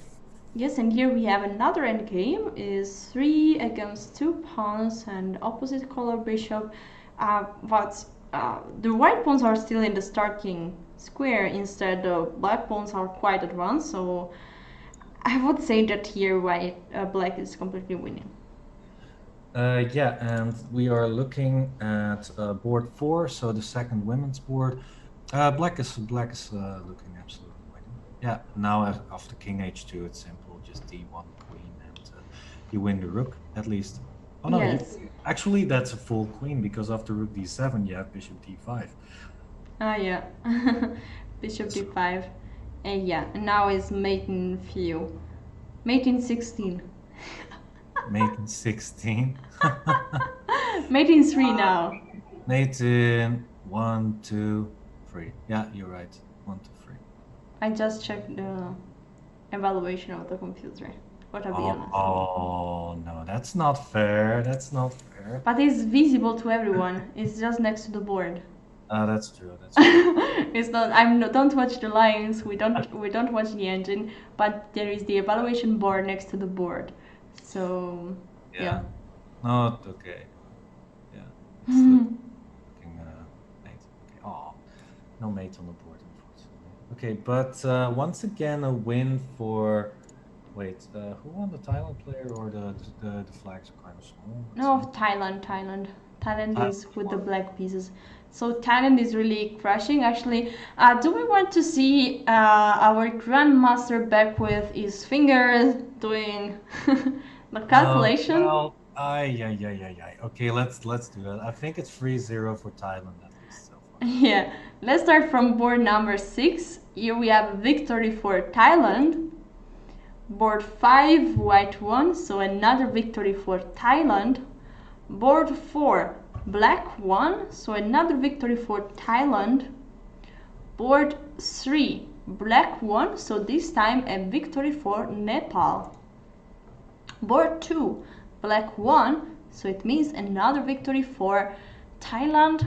Board 1, we have a clear and nice victory for Thailand. So, Grandmaster, what is the final result? 5-1 for Thailand. Okay, GG. So Thailand won this important match because Nepal was at the 3rd place. So this means that probably they will be still 4th. And let's see Hong Kong. Hong Kong, this is also Hong Kong was leading with 4 points. So Hong Kong probably also might win the match because they are already 2-0. And are we? Yes, we are at one of the game of this match, Hong Kong against Tanzania. Yeah, looking good for Hong Kong. Hong Kong also one of the leaders so far in this pool. They are doing extremely well. C3. What after knight d7? Isn't that just a full piece for white? Yeah, it seems like. C3 a bit too ambitious, I think, from the black player. Because even if you get c2, white simply has rook c1, and then black still has to prove something. So I think knight d7 looks extremely good, also with knight f6 ideas, of course, yeah. Yes, of course, knight f6 also can be extremely strong. Yeah, I guess white is doing great here due to the extra piece and also some chance against the king, you know, it's a bit weak there. Also e4, bishop d5 can be a possible, fe5, sorry, bishop d5 can be a possibility. So yeah. We have e5. E5, but then queen takes f8, I suppose. King takes is how do you deal with that? E6? Wow. I just wanna Queen h8, no? I just wanna win, that's all. I understand. Yeah. With queen h6, queen h8 ideas indeed. E6 looks good. Yeah, queen takes e6, and then my idea was bishop h3 first. Because if queen h8, then queen g8 is still a possibility, and with bishop h3 I want to pull the queen away from that g8 square. So okay, Yes. well, anyway, it's looking good for white once again. After queen d6, it's probably a bit harder after queen e7. So yeah, yeah, this the evaluation bar is going up and down. Both players are missing chances here. So yeah, Yes, but it's a bit a pity because e6 was looking so good for white here. yeah. So queen takes e6 and then bishop h3. I was saying actually. Huh. Yeah, although that's a huge mistake. I'm stupid because the rook on c8 is still protected by the Ah, king. yeah, that's true. So what to do I then? think queen h7 is just winning, no? But then queen g8. Queen That was g8. what I was trying to play around, but I guess just queen f6, check, and then queen takes b6. Uh-huh. Uh, well, yeah. Maybe there is something even better here. Let's think. I really hate the evaluation parts, like you always are making mistakes. Maybe bishop d5. Bishop d5 looks good. Bishop d5, are you sure? Yeah, let's try it, and then queen h8. Yeah! It's the perfect move here. It's the best move. Bishop d5. Yes. But okay, let's follow the game because here is going fast. Queen d6, queen e7. Okay, we are at the current position right now. Somehow the queen were exchanged. This means that we are suddenly in an endgame. Bishop against knight where white is a pawn up and has two extra pawn on the king side. So I guess white should try to create as fast as possible as pass pawn Yep. with g4 or f5. Maybe bring the king. Yeah. Yeah, definitely bring the king. We are looking at an intense time trouble phase at the moment. So mind you, they do get 5 seconds increment per move. So yeah, it's not that big of a time scramble, but still, we have seen people losing on time before in one of the previous days. So please don't play king f3 now. Yes, definitely. And yeah, not a king f3 because 92 would be ah a terrible blunder for white. So not knight f3 but some other move like uh, bishop d3 or Bishop d3 looks good. Rook b2 also looks fine. Just and next, like you said, g4 f5 at some point. yeah. Trying to create a possible there. But getting the king in is absolutely perfect. It's what they say in endgames. Just get your king in there. It's a Yes. valuable piece. Actually, do you know how much a king is worth in endgame? So there is a funny rule about that. No, I don't know. Please share it. I think that the king is about worth 4 points in an endgame because the king can move everywhere on the board. It can control a lot of squares. So yeah, it's a use. Sometimes it's a useful how do you say way of thinking that the king is just 4 points and you want to use it in a position. So Yeah, yeah, that's if I'm not interesting. mistaken, might also be. I think 4 points is correct. Yeah. Yeah. And it's very nice that white did just this brought to king g4 f5 and already the position looks really great. I think king f4 followed by rook d6 Or bishop c4. or Uh, bishop no, c4. but g5, and there's a big problem here because if you take the pawn, black is knight e4 check. So Oh, actually, this is not looking that great anymore for white. Although now, of course, white is still pawns up, so white should be fine. But do you instead, believe that this is considered still a draw? mm, well, I guess so. Yeah. Well, Incredible. the computer is saying so, so I guess it must be true. Okay, but let's see how it went. So king e3, rook take e5, and we have rook f2, rook f7, and rook f5.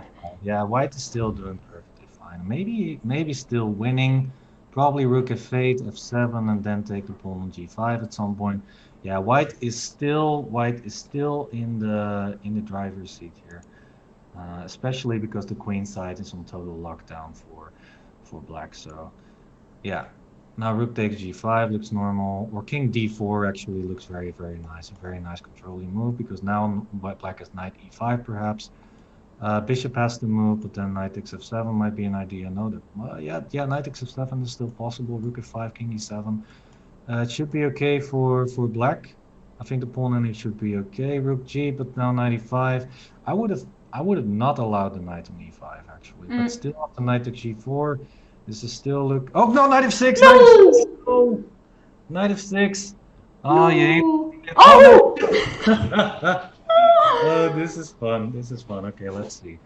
So king d4, white is still in the driver's seat because the pawn on h2 could become a potential queen if it's being moved up the board. There's still some tricks. Black can play knight g4 check, controlling at least the h6 square. Yes, and But yeah, this is looking still once again much better for white. the pawn is going, and yeah, let's see. Okay. But it was a funny moment there, and Yeah. I think king e4, king d4 we're going to see, king e4, and white will try something. I think white is not feeling so great at the moment because it clearly missed a huge chance few moves before when he had two amazing pawns, extra pawn, pass pawn on the king side. Now he's just alone with one of those two pawns, but still he will try to fight and to go forward, no? Yeah, white still is I would pick white any day and any time of the day. What black needs to do is black needs to trade the pawns on the queen side somehow. So because it's the white has the good bishop. So if the a pawn ever becomes a free pawn, then white has the right bishop so that black does not have that to rely on, unfortunately, for black. But knight f4 still controlling the h pawn, I would say, but knight f2, now h5 can be pushed. Oh, I would have loved bishop c2, and this knight is Yeah. looking a bit lost there. Okay, we have rook f2, knight g4. Rook f3, oh, I'm not sure that was the right idea. Yeah. Because now black really wants to just get every pawn on the board. Knight f2, very nice move. Knight g4 back, going for the draw. King e2 though, but then rook h6 perhaps. King Oh, e4, but now knight f2 again. This are they already on the third? I, Third I think they should be. Might be the third repetition here. Let's see if there's something at stake still. No, nothing is at stake. Tanzania is playing for an honorable half point because they are 5-0 up. So a half point would save the honor of the Tanzanian team. That would be awesome. Yes. Let's see. Knight f2 should be a draw. Let's see if it's going on the board. Okay, don't lose on time. Come on. Wait, there's a disconnection. Okay, DNA offered a draw. The time is stuck. Was stuck. Now it's rolling again. So black offered the draw, but yeah, but didn't move. But now knight f2 is again on the board, and a draw was agreed. So yeah, congratulations to the black because was able to grab alpha point from this hard position. Yeah, that was very hard here, and yeah, it was a bit hard to attack. No, we had some crazy moment. Yeah, with knight f2, free fold repetition was going to occur. Oh, this was the critical moment. This was the critical moment. Knight f6, and the rook would have fallen, unfortunately. But yeah, a new game is started. And yeah, all the games are finished, it seems. So yes. that was a lot of fun. A very interesting end game, and yeah, nice. Yes, so here we are with all the results. Kenya Wolf won 5.5. Actually, a lot of teams won 5.5 to half point. Kenya against Maldives won like this. Also, Chinese Taipei won against Bahrain, Hong Kong against Tanzania, and Myanmar against Brunei. But Thailand did just 5-1 against Nepal, but still Thailand is doing really great. And here we are also ready for the scoreboard, where we see that still Thailand and Hong Kong are leading with full points, 10 out of 10. And I'm really looking forward to the match against each other. Who will win the Pool A? Yeah, it's an intense fight between those two. Kenya, the dark horse, I think. Still, I've said that yesterday as well. I think they are crushing it at the moment. Yes. Yeah, and Myanmar looking strong today. They have won both the matches so far, and they were thought to be the favorites to win Pool A. They are obviously not going to do that anymore. but they are going back, and they are back in the race for perhaps the third place. So yeah, Myanmar also a team to take a look at, and of course Chinese Taipei and Nepal also still in the race. This is a very interesting poll to yeah, to commentate on. This was a lot of fun so far. Yes, it was a lot of fun. And you guess what, guys? I want to start a bet between Haas and the chat and everyone that wants to participate. My question is: will Thailand or Hong Kong win this pool? A. Yeah. So take your part. I think I would bet for Thailand. Yeah, me too, actually, because they have been so strong, and they also have already played against very strong teams, I believe. So I also would bet on Thailand at the moment.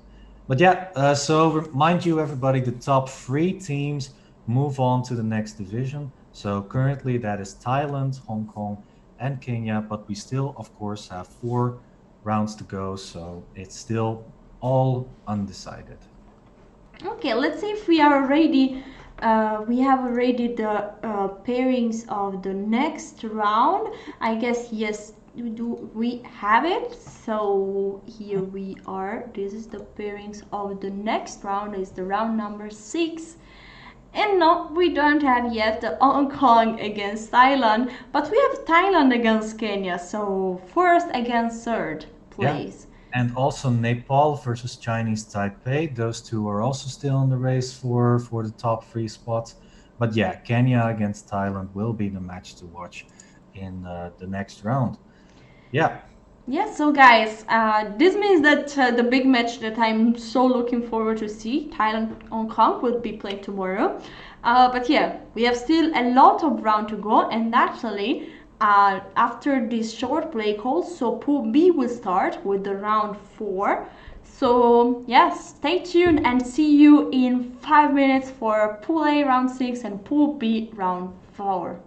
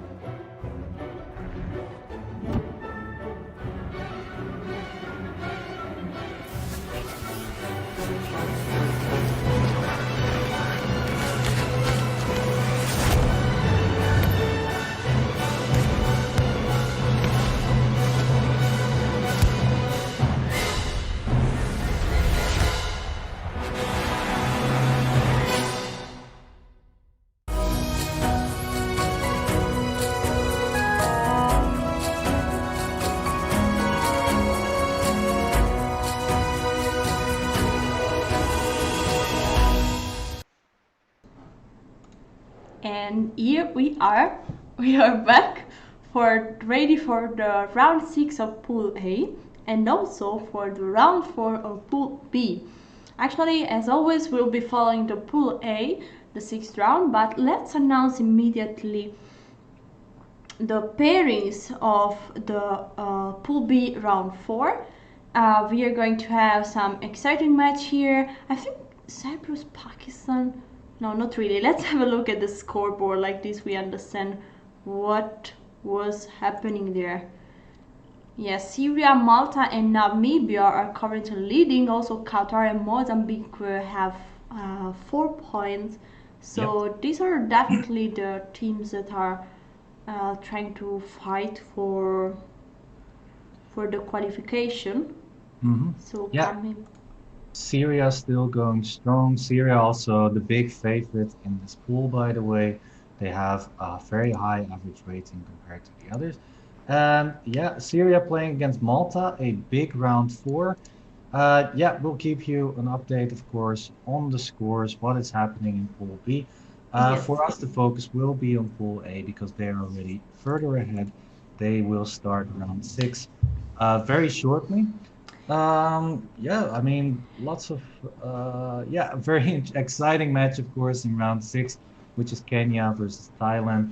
That is absolutely the one to look out for. Both teams doing very well in the standings, and it could be a decider for who will already be qualified for the next division. Yeah, by the way, I love how after G4 the bar shoots up in favor of black. It's wrong. It's But okay. yeah, but uh, it's a fun opening to play. I definitely agree. Yeah. by the way, I guess that in this round 6 we will going to focus on the match Kenya against Thailand. That is the first place against third place according to the current standings. So the round has already started. So let's go into it. Let's go into it. All right. All right, all right. Oh, okay. This is the first game that I have here, and not sure if this is the first board actually. But we have Mr. Tupfa against Mr. Mehul. So might be Uh, maybe a junior board even. that is, let me check. That is board 2 actually of the match.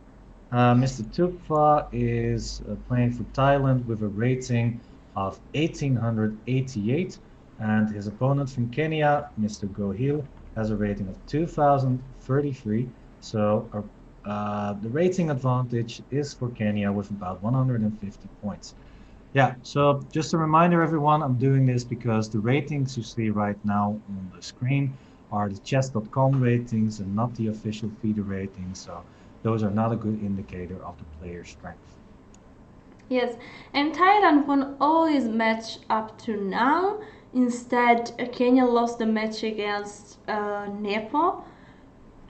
So we are going to see, is Thailand going to crush one more team, in this case Kenya? We will see. Yeah, it could very well be. The strongholders for Thailand so far are boards 5, the youth board, and the number 1, the board 1 player, Mr. Kolpuetanon, who has been beating everybody so far. Those two players are on a 100% score, board 1 and board 5 of Thailand. Mm-hmm. So what about this position? It was a Queen's Gambit decline, and there is in a very early stage the move Knight H5. Yeah, Knight H5, actually a very common move played by Vishwanathan Anand. And yeah, he more or less brought the Knight H5 move into existence. And after that, it's regarded that Black is doing more or less okay. It's important to exchange the bishops there and yeah, to get some more maneuvering room for your pieces. Queen takes e7, and at some point it's either short castle or long castle, depending on where white is going to castle, actually.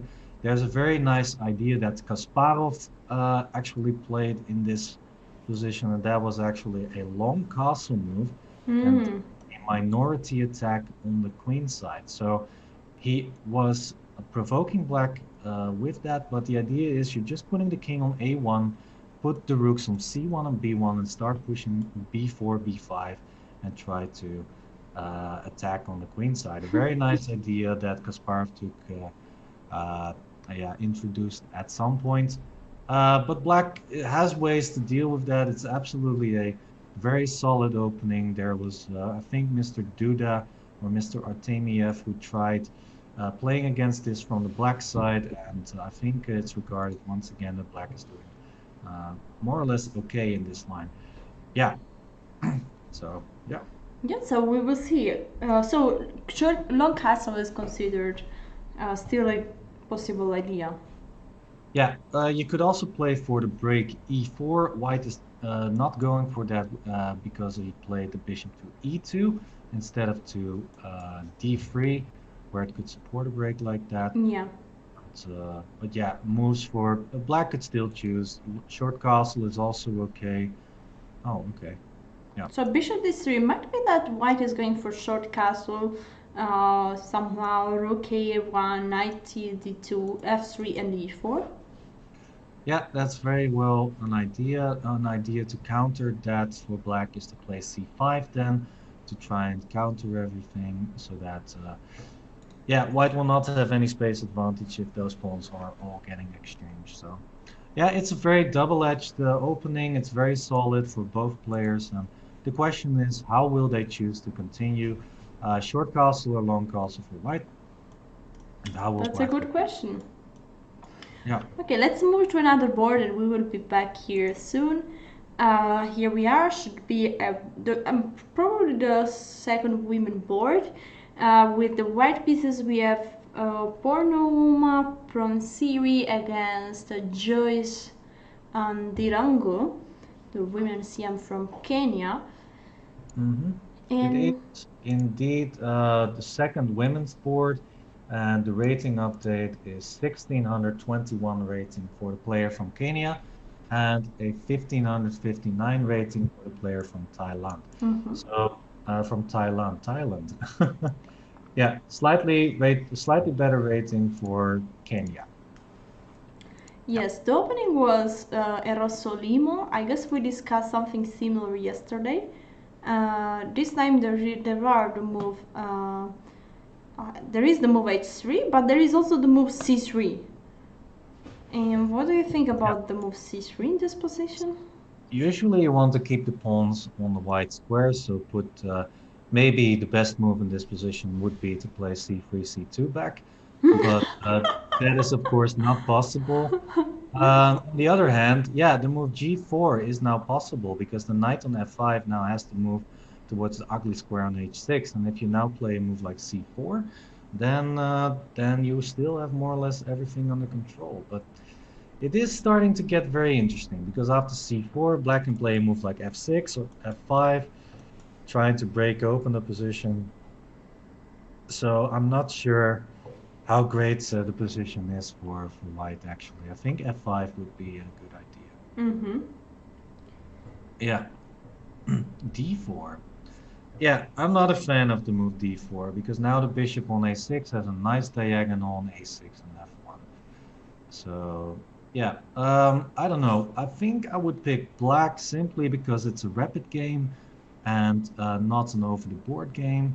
So, and because white already has some weaknesses on the king side position. So, I think practically this position is very nice to play for black. Also, an idea would be bishop c4, bishop d5, making use of that diagonal. I think black, I would pick black here actually.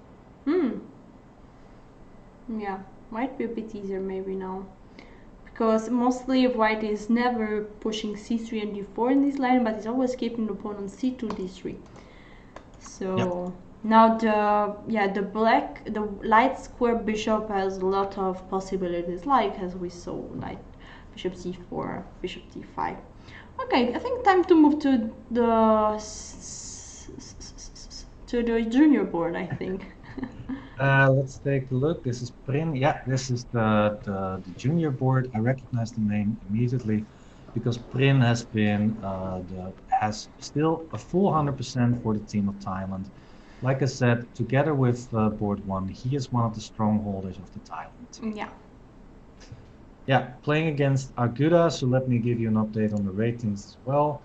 Yeah, where are they? Okay, so yeah, Mr. Prin has a big rating advantage. His rating is 1834 officially, and his opponent has a rating of 1064. Actually, I'm not sure that's correct because the player from Kenya has a CM title, so I'm not sure that that rating is correct. I'm pretty sure it's not actually.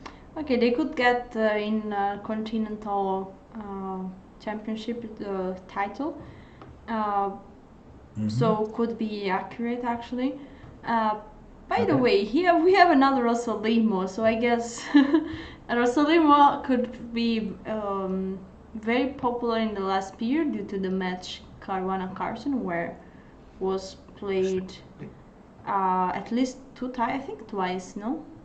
Yeah, at least, yeah. Yeah, and actually, Black is doing extremely well. Usually, Black does not get the chance to put a knight on d4. Usually, it's on a way more passive square, for example, on e7 or on e8 or on f6. But the knight being on d4 makes actually sure that Black has absolutely no problems in the position. And it's White that is actually under pressure. I like bishop h6 with the idea bishop takes d2 and creating weaknesses like this. And bishop takes d4, just c takes d4, and Black has the bishop pair, more space. Black is doing absolutely fantastic in this opening. Yeah, I cannot agree more here. Yeah, bishop takes f3 now, f5 on the next move. Yeah, Black is doing fantastic. Yes, I agree. I agree. And what was missing here, mostly, don't know why they are playing with knight bd2, but mostly here white is always playing this line with h3, knight f3, bishop e3, queen d2, bishop a6, sometimes knight h2, f4. This is the normal setup for white to play here. Actually, white is also playing on the queen side in some cases with the move a4, sometimes even the moves b4. B4 a5 is possible. I think I saw some games with this idea. Yeah, you're Um, yeah. Yeah, so a lot of ideas here for white as indicated by the arrows. But yeah, it's of course it's one of the most topical openings nowadays because of the match card when it calls, and a lot of theory is now a lot of players are trying this system out as black, and yeah, but okay, it doesn't matter anymore. We are now in this middle game position, and I suppose the black should play f5. I'm just gonna throw my f5 emote in the chat, so there you go. sure. The black should be absolutely better there. Yeah, open the F file. Try to create some chances on the F file. The F3 pawn and F2 pawns are definitely the weaknesses in white's position. So yeah. So are we waiting for that move, or shall we move on to the next game? Okay, let's go. Let's move on to the next game. And here we have another big name for the Thailand team. We have the epic first board, FIDE Master Tanadon, that is on a 100% scored in first board, and he already won against International Master, FIDE Master.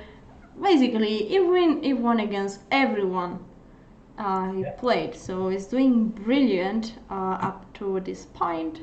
And Yeah. here we have a new game. What do you think, Roland? Black is doing amazing. The black white's pieces are really not well coordinated, especially the rook on a3 and the queen on b3. It's necessary to protect the c3 knight because of the pressure with the knight on e4 and the bishop on g7. There is one concern for black, and that is the bishop on f5. The bishop on f5 is a bit unstable because it can be attacked by the g pawn from white. But still, I do think that black is doing absolutely fine here. It is huge that the knight is on e4 and it's going to trade the knight on c3 at some point. I still think that maybe white is doing more or less okay. I don't see anything concrete for black yet, so Yeah, I think black is doing perfectly fine, especially because g4 is actually not a threat because black can play knight takes c3, b takes c3, and then bishop e4. And so with the bishop being You totally mean safe, b5 is not a threat? no, because of a takes b5, and you have yeah, you lose that pawn, unfortunately. Mm-hmm. Yeah. Yeah. So that is why there's actually a rook on a3, because if it was on a1, then b5 was possible because the a4 pawn would be pinned. So rook a3, not a bad move, but I don't know what happened in the opening, but I think that black has a great King's Indian position, more or less, if it even was a King's Indian. Actually, it was a Benoni. Benoni, yeah? Okay. Yes. Yeah. This. Here we have. Uh, By the way, let me also give an update on the first board.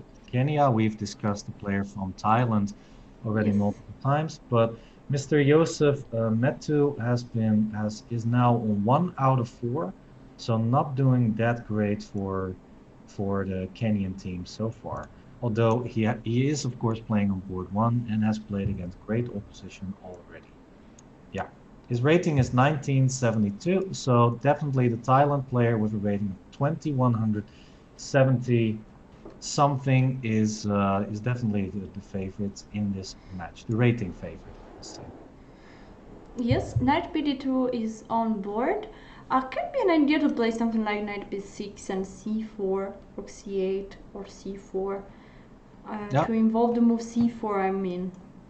sometimes definitely an idea. So let's say white plays a move like short castle, and then a normal move would be something like, indeed, something like rook c8. Queen takes b7 doesn't really look like a threat here. Uh, yeah, also a move like queen b4 looks normal, actually, to try and put some pressure on the queen side. Also, not too sure what is actually good here. H6, g5 is also an idea sometimes. I don't know. Looks good. One problem that I see actually, that now the move g4 is could be a serious problem because the bishop has no way to go. So my question is, what about g4 here? Well, the idea was, like I said, is knight takes c3 and then bishop e4, and the bishop is safely placed there. Mm-hmm. Yeah. Yes.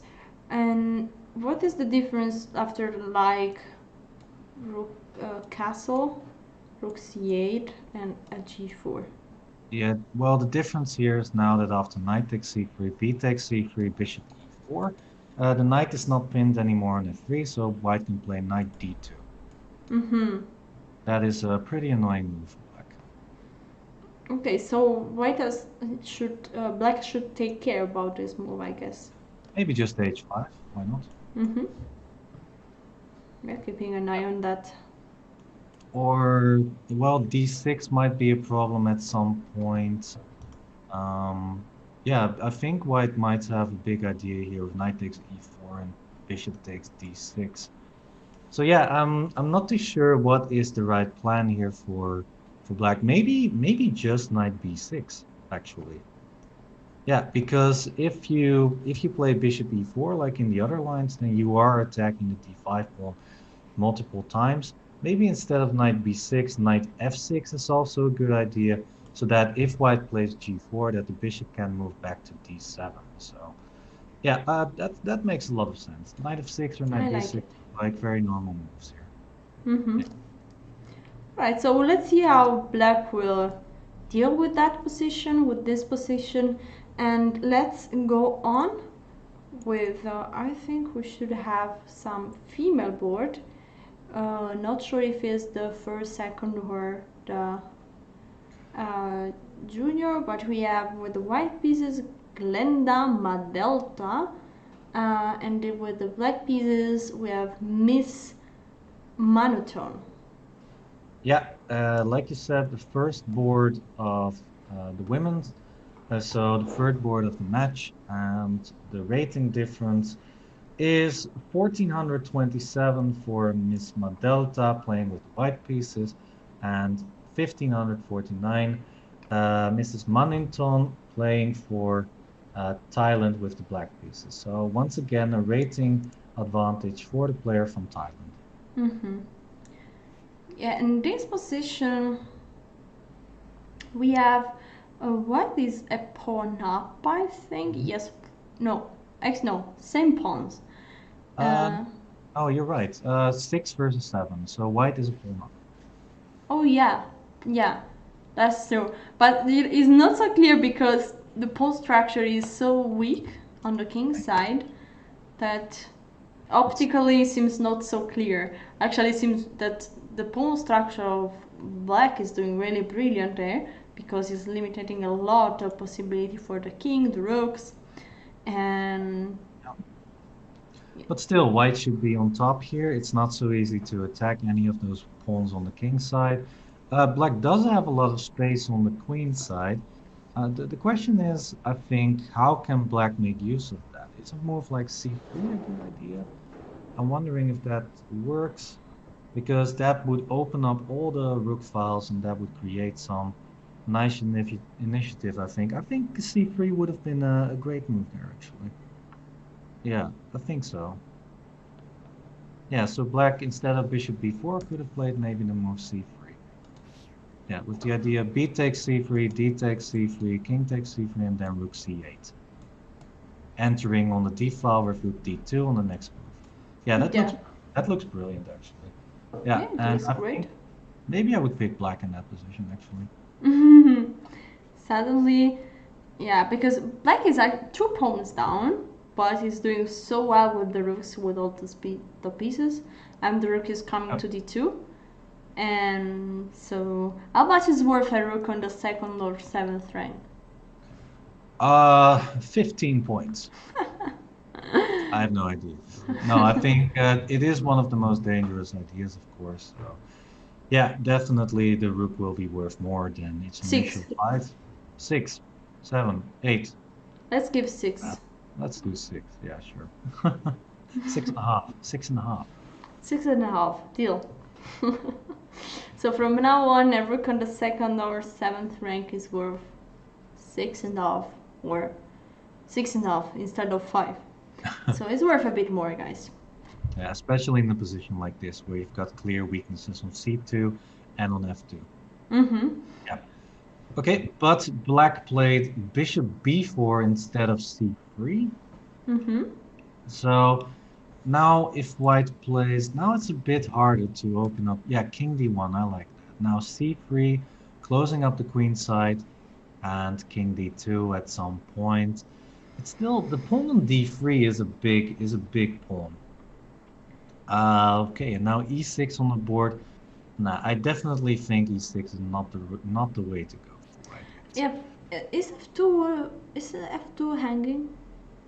Yes, it is.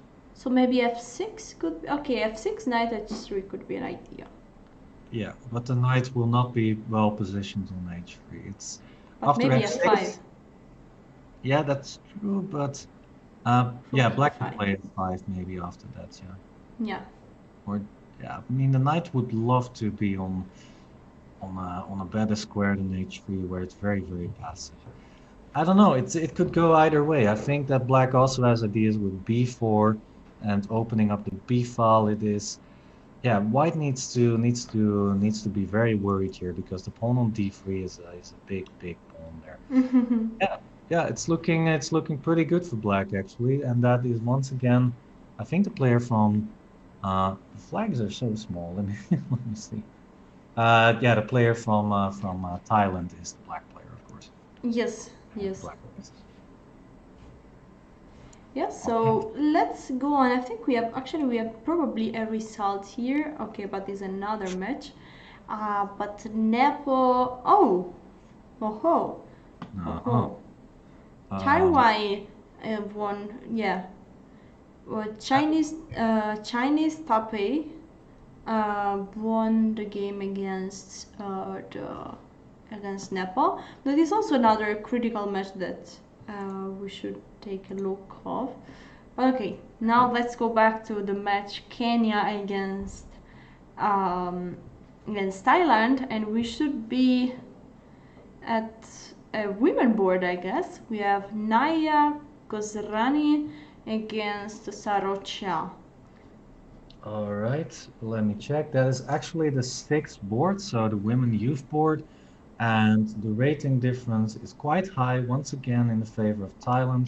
Miss Sarocha from Thailand has a rating of 1694, the white player, and Miss Naya from Kenya has a rating of 1358, the black player. So a rating difference of around 340 points for Thailand. Mm-hmm. And white seems to do really well here. E6 is a weak point. The rook on c7 is worth 6.5 points instead of 5. Also a7 is now a target. E6 Rook and takes c8 looks already winning to me. Yeah, yeah, because of bishop takes c8, then rook takes c8 and bishop takes e6, winning a full piece, it seems. yeah, because this bishop e6 is not just grabbing a pawn, but it's also giving a double check to king Yeah, and a potential piece on c8. So yeah, this is already exactly. completely winning. This is a dream symmetrical position. White's pieces are all much better placed than the black pieces. And yeah, very nicely played by white. Yeah. Did we see all the games, or we? I think we saw all the games. Yes. think So I think we did. Yeah, I think we are full circle right now with the Thailand match. let's go back. So this should be the game. The second board. Second board. Mr. Yeah. Tumpha against Mr. Mello, Yeah. and So they both decided to castle short, and I think the white has some pressure in this position. He managed to get some activity on the. Wait a second. Isn't white just winning a pawn here if d takes c5? Ah, no, the trick is knight takes c5, and that's a nice trick actually. If d takes c5, then simply knight takes c5, and because the queens are going to get traded off, the black does not lose a piece. So yeah, that's a nice trick. I do think that white is better because after d takes c5, the knight d4 square is going to get occupied, and it should be a slightly better position for mhm. white, but it should not also be not too much. It's the only advantage that white has, and that is not enough yet to win the game. But yeah, I would definitely pick white there in that position. Yeah. And let's see if we have some moves. No, not yet, but probably this could be a potential follow. D takes c5 because white is more or less forced, I guess, to take there. No. Well, yeah, otherwise black could maybe play c4, Mm-hmm. which could be annoying, although it is still nicely covered by all the white pieces. But yeah, d takes c5 looked like the most logical move, and white still has a small advantage. So Yes. And yeah, we got the position that more or less we expected. Bishop c3 was needed because knight was attacking, and knight will come to d4, and white can enjoy a slightly better position due to this isolated pawn on d5 and the fact that white is in control of the square immediately in front of that pawn, so the square d4. exactly, yeah, small, but may become significant later. Yeah. So here we have a result, so let's announce it. In this position, black has by far too many pawns and white resigned in this endgame. This means that our young star Preen won another game and is now still at 100% score, I guess. Yeah, Is he also no at 100%? yeah, absolutely true. Together with board one, so far the two players with 100% score. So GG, and yes. So let's move back to another board. Here we have the second women board, where white is an exchange up, and Let's see. yeah, is white to move? Ooh, yeah, white's an exchange up on it, but black has two pawns for that. The reasons why this is, uh-huh. I was thinking maybe white was winning with rook f takes f5 there. Rook f take f5. Because after e take f5, there is probably. Just queen f6, I think, and then rook e8 mate. Huh. Wow. So there was a mating. Yes, a mating. Net. Yes. Yeah. Okay, let's see how it went. Right. Queen f6. Maybe the idea is similar. Yep. Now black has rook f7, and Yes. that more or less. Yeah. Now, if white takes on f5, black also has the option to take back the rook or with the g pawn. So that trick is not in the position anymore. And in that case, I think that black is on top here. Yeah, it's very hard. All the pawns are weak of the white in the white side, especially the b2 pawn, which is already attacked by the queen. Yeah, so white's an exchange up, but the bishop on f5 is uncontested. Every pawn is protected more or less. This is looking pretty good for black. White Yeah, needs I agree. to do Maybe, something. one possibility for white could be, okay, not this rook take, but queen g5 with the idea of rook h4. And Mhm. I guess there might be some check because king g8 seemed like forced. Yeah, queen h6 doesn't really do a lot because you can play king g8 and everything is still protected. So, yeah, I don't think that plan really works. And Mm-hmm. especially after queen g5, queen takes b2, the pawn after rook h4, you still have queen takes back. Yes. So, yeah, I'm having a hard time finding a plan for white. Maybe h4, h5 is an idea, but yeah, instead this. Okay, Was it? we had the sacrifice here, rook half take f5, and black took back with the e pawn. That maybe might give, maybe it was better to take back with the g pawn. Yeah, I think so. G takes would looks pretty good, or rook takes maybe even. Yeah, rook takes looks nice. Yeah, rook Yeah, with takes. the idea if you play queen e7, then you have rook f7, no problems there. And if you take once again on f5, then you have queen takes f5, also no problems there. Yeah, I like rook takes f5. Yeah, very Better. much. But we have the e take f5 that allows rook e7, and after queen a2, we have queen d7. But here queen d5 simply, and I don't. Or rook takes e7 and queen f7 looks actually the more easy because then you retain all the pawns. Yeah, just Sorry, rook exchanging take? queen f7. Rook takes e7, queen takes e7, and queen f7. And Uh-huh. no problems for black because after queen e5, you can just play queen f6. And I don't think white has enough checks anymore. Queen c7, king h6, no problem. Just Yes, queen and f4. after queen take a2, the pawn on d4 is falling, and one of pawn on f2 or b2 will fall as well. So yeah, black is just winning here. But let's see where we are in the game. c5 was played. Yeah, yeah, D5, D5, D5 d5. would have been at least a draw there, I think. Yeah, Yeah, because you have a perpetual already, but you could also play for a win because the D pawn is growing so fast towards the end of the board. yeah, definitely. Oh, So yeah. yeah, but d takes c5 was a huge problem. Now we have queen d6. Probably wanted to take back the pawn on c5. Yeah, Oh, yeah. what about this? Okay, yeah. If black can push just the pawn, would look amazing. So Mm. yeah, Yeah, now black is once again in the driver's seat, but it's a queen ending, so I'm not too sure. Okay, after rook e3, it's clearly that black is winning. Queen takes f2. Resign, unfortunately. yeah. Yeah. Three pawns, way too much. Just queen f4 or something. F4 is actually f4 just a check.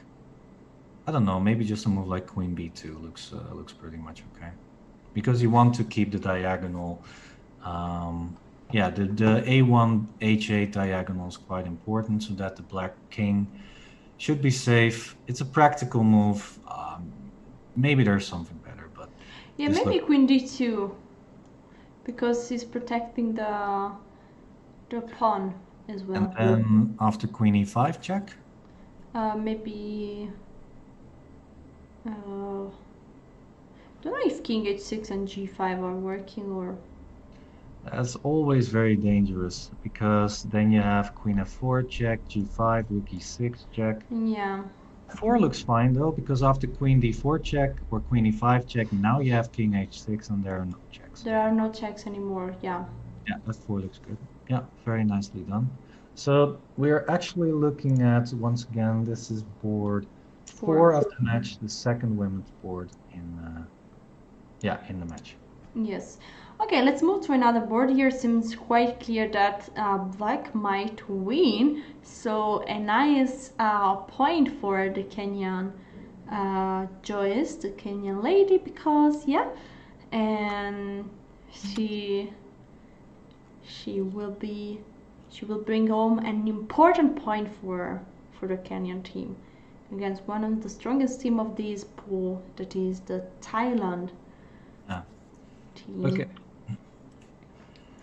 Yeah, and thank you, Mr. Eric Rosen, for the raid there. Welcome everybody.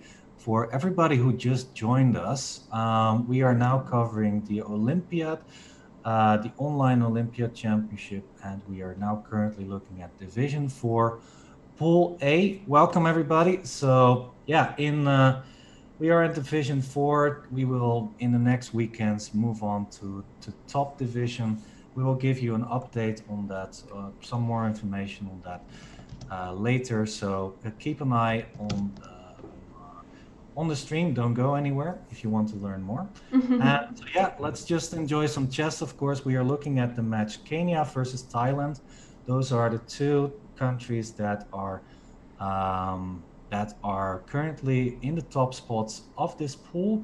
So that's the match that we're focusing on. And so far, I think that that Thailand is doing extremely well in this match so far. Yeah, although this is looking more and more like a draw, white is closing in on a perpetual. I'm not sure if it is though, but it's looking very much like one. Queen e5, if king h6, then queen e3 check. Maybe g5. Maybe g5 still. Yeah, but g5 still queen e6. King g7. Yeah. It's looking like okay. Now rook f5. Yeah, rook f5 or g5, and now there's no. No checks. No might be that rook g5 and queen g1 would be just mate here. Yeah. So yeah, what else could white have done instead? Maybe white had some sort of a perpetual somehow. Oh. I'm not too sure exactly how. Queen c5 is also rook f5 check. Maybe just queen e4 or something. Yeah, with the idea of queen g4 check. Yeah. Yes. But still very, very, very difficult to do. But okay, let's see how it's going on. Okay, we have some checks here, but I think after okay, again after queen e7, is rook f7 the move? Queen e4, queen e5, king h6, I guess. Rook e3, queen e3. Yeah, and now again king h5. Yeah, exactly. So basically it's the same tour, but same tour. Yeah, white is always. Oh no. G5. I was considering that as well, actually, because there are now also once again no checks in the position, and h4. Attention, threatening mate. What? Yeah, h6. Well, h6, g5, h6, g5, queen h8. But then king g4, I suppose. Yeah, I'm thinking. Ooh, okay, that's different. Now queen d6 looks good. Queen b6. 3. Well, it's looking more messy. Check. Check rook. Ooh, oh my god, it's nearly a mate there. Or it can never be a mate. There's only a queen in the attack for white. So just queen g3, king e4. King e4 looks good. Queen g4, rook f4, and once again no checks anymore. But still, this is intense. We are closing in on time trouble as well. Yeah, so white is lower on time, but it's a complicated position. Both players could definitely go wrong in this game. I think queen b8 would be good. Exchanging the queens would be absolutely fantastic for black because then it's a clearly winning rook ending. So yeah, I think that black should go for something like that. What about queen b1, perhaps check? With the idea of king h2, then rook h7 check? Yeah, queen. Yeah, okay. But we don't have this. We have Queen queen f4, f4. solid strategy, but once again now he has to take care of a lot of checks. Queen g6. Yes. So yeah, this is very complicated. Actually, after queen g6, queen f5, queen c6, the a pawn might fall, and you don't want to lose too many pawns because then the rook ending might also not be winning anymore. So Yeah, so yeah, you don't have any more the chance to change queens here. yeah, exactly. So yeah, not the greatest technique I've ever seen, but black is still in a winning position, I believe. The pawn on f3 is such a strong pawn, and the rook on f2 is just not doing anything at the moment. But black should be able to get out of those checks once again. Yeah, just important not to get to f4 here, because I was thinking will be good to bring maybe the king to g3 and then try to threaten mate with queen b1 and f2, but clearly queen f rook king f4 now is not working because the f3 pawn is hanging probably with the rook. Yeah, So and now how will white manage to very, very yeah, nice. this is maybe the way, no? Yeah, Through e3 going to f4, because I think to reach the g3 square is a good plan due to yeah. this idea exactly. Oh, the queen is hanging! No! The queen was hanging! Okay, The that queen was is hanging! There is a rook on c. No. that was brilliant. I know that you're low on time. I'm just gonna troll you and put the queen on c7. Ha ha ha! You missed that. There you go. Moral victory for white there. Yeah. King e6 check, just I don't know. Queen king h4 looks good. No checks off. Oh no. Yeah. Okay, now king g3 looks King good. g3. And then rematch. Will white once again try queen c7? Ah no, the king goes to h5, but now rook h2. Now rook h2, and I'm pretty G6, scared. king g6, still okay. No, no, no, wait, it's not okay anymore. Queen c6. It's not okay anymore. I don't think it's okay anymore. Oh wait, what? Queen c6. Now how are you going to defend this?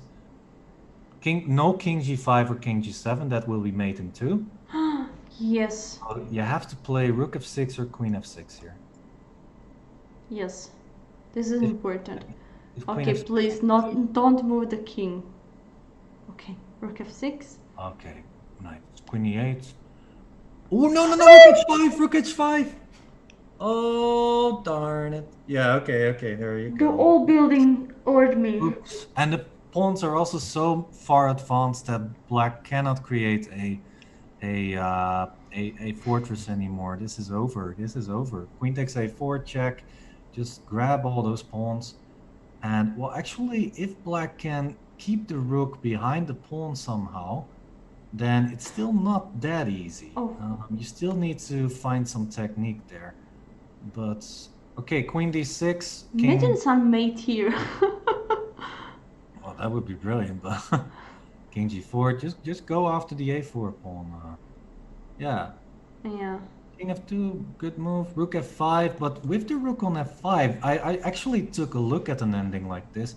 If the rook is behind the pawn, then you need to get the king to e4 somehow. It's really a tricky way of playing because if you move the king, then the pawn on f3 will be very dangerous. But I know that this is a winning endgame. Yeah, So there is a maneuver for white that wins the game here, but yeah, like this, white's never going to get it. So yeah, I guess yeah, white should start to collect the a4 pawn, no? definitely. First collect the a4 pawn, and after that you need to create some sort of a net. For example, if you think the a4 pawn away and put the queen on g7, for example, One of the ideas is then to play king g3 there, and then with queen g4, queen takes f5, you win the rook. Yeah, but now if king g4, maybe king e3 is already winning. This is more or less what I was looking for. King e3, the rook has to go.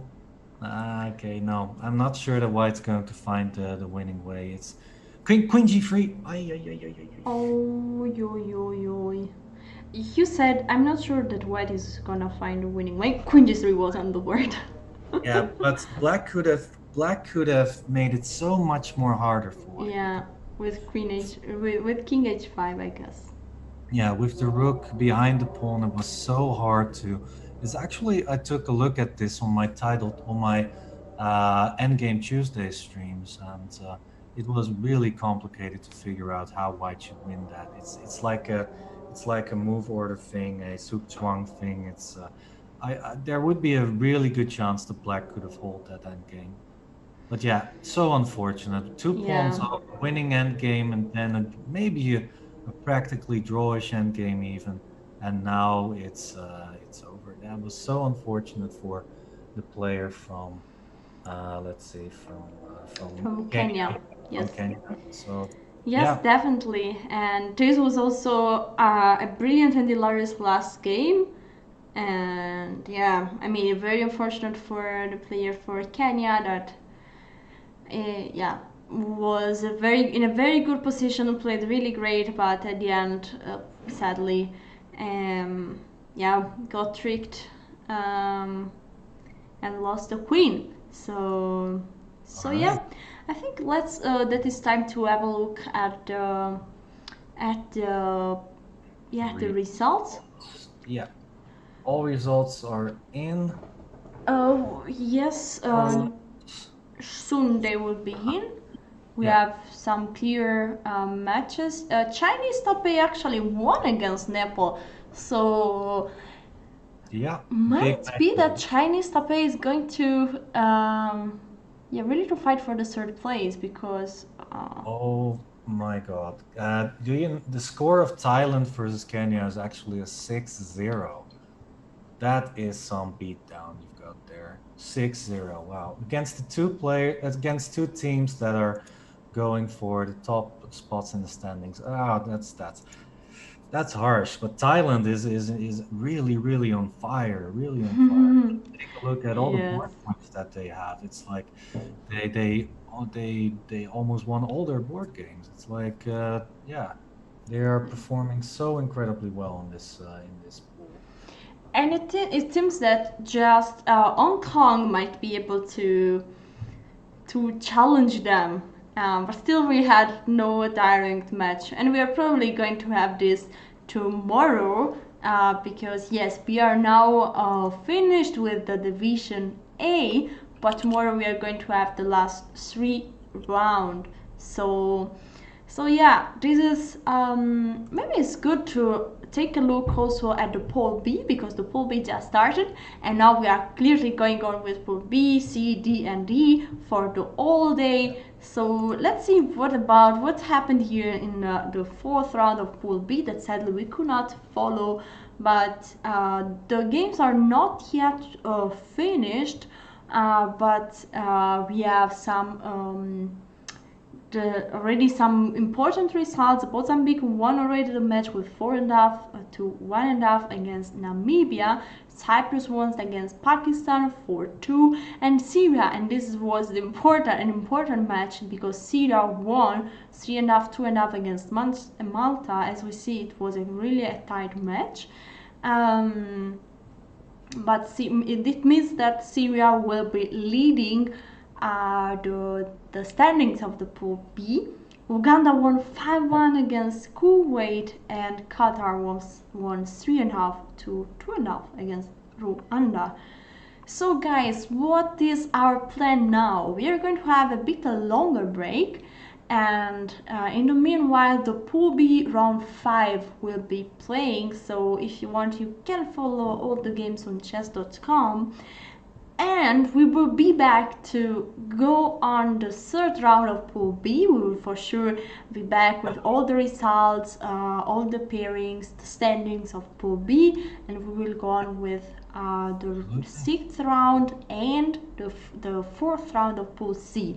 So Yeah, and I think it would be a good idea to close with the standings once again of Pool A so that we can see how everybody is doing once again. Because I think that the two teams that are now on top, Hong Kong and Thailand, are more or less already qualified because they have such a huge lead over the other countries. So, but yeah, Kenya losing the match against Thailand, that was absolutely huge. And Chinese Taipei winning the match against Nepal, also a huge victory for Chinese Taipei. But also, I want to mention Myanmar coming back strongly in this in the past few rounds because I think they won all their rounds today yes. and are now back on 7 points. They are one of the rating favorites, so they are still in contention for that third spot that will move you up to the next division. So Yes, yeah, definitely. And also Chinese Taipei is doing great. I mean, they also started quite slow yesterday, but they are back on track, and now they are at the third place. That means qualification, means Division 3. So I guess it's very important for this country to try to advance and to have an extra and another fight in the next division. So yeah, what are your guess now? yeah, yeah. I think that Thailand and Hong Kong are going to promote. This was Uh, easy. that's easy. And actually, I think that Myanmar is going to prove their rating worth. I think they're still going to be number 3 in Pool A. But of course, everybody will see that back tomorrow. Like Alessia said, we'll be back after 1 hour with Pool B. We will then update you on the round 5 that we will unfortunately miss. But hey, we are human. We need some rest as well between. So yeah, we'll be back with Pool B in 1 hour. Yeah, do you have some final words, Alessia? No. I just invite everyone to get some food, get some lunch, because in 1 hour we will be already back, ready for other 3 rounds, and then ready again for other 3 rounds. So we will be back at 2 p.m. Central European time. See you soon, guys. Yeah, see you soon.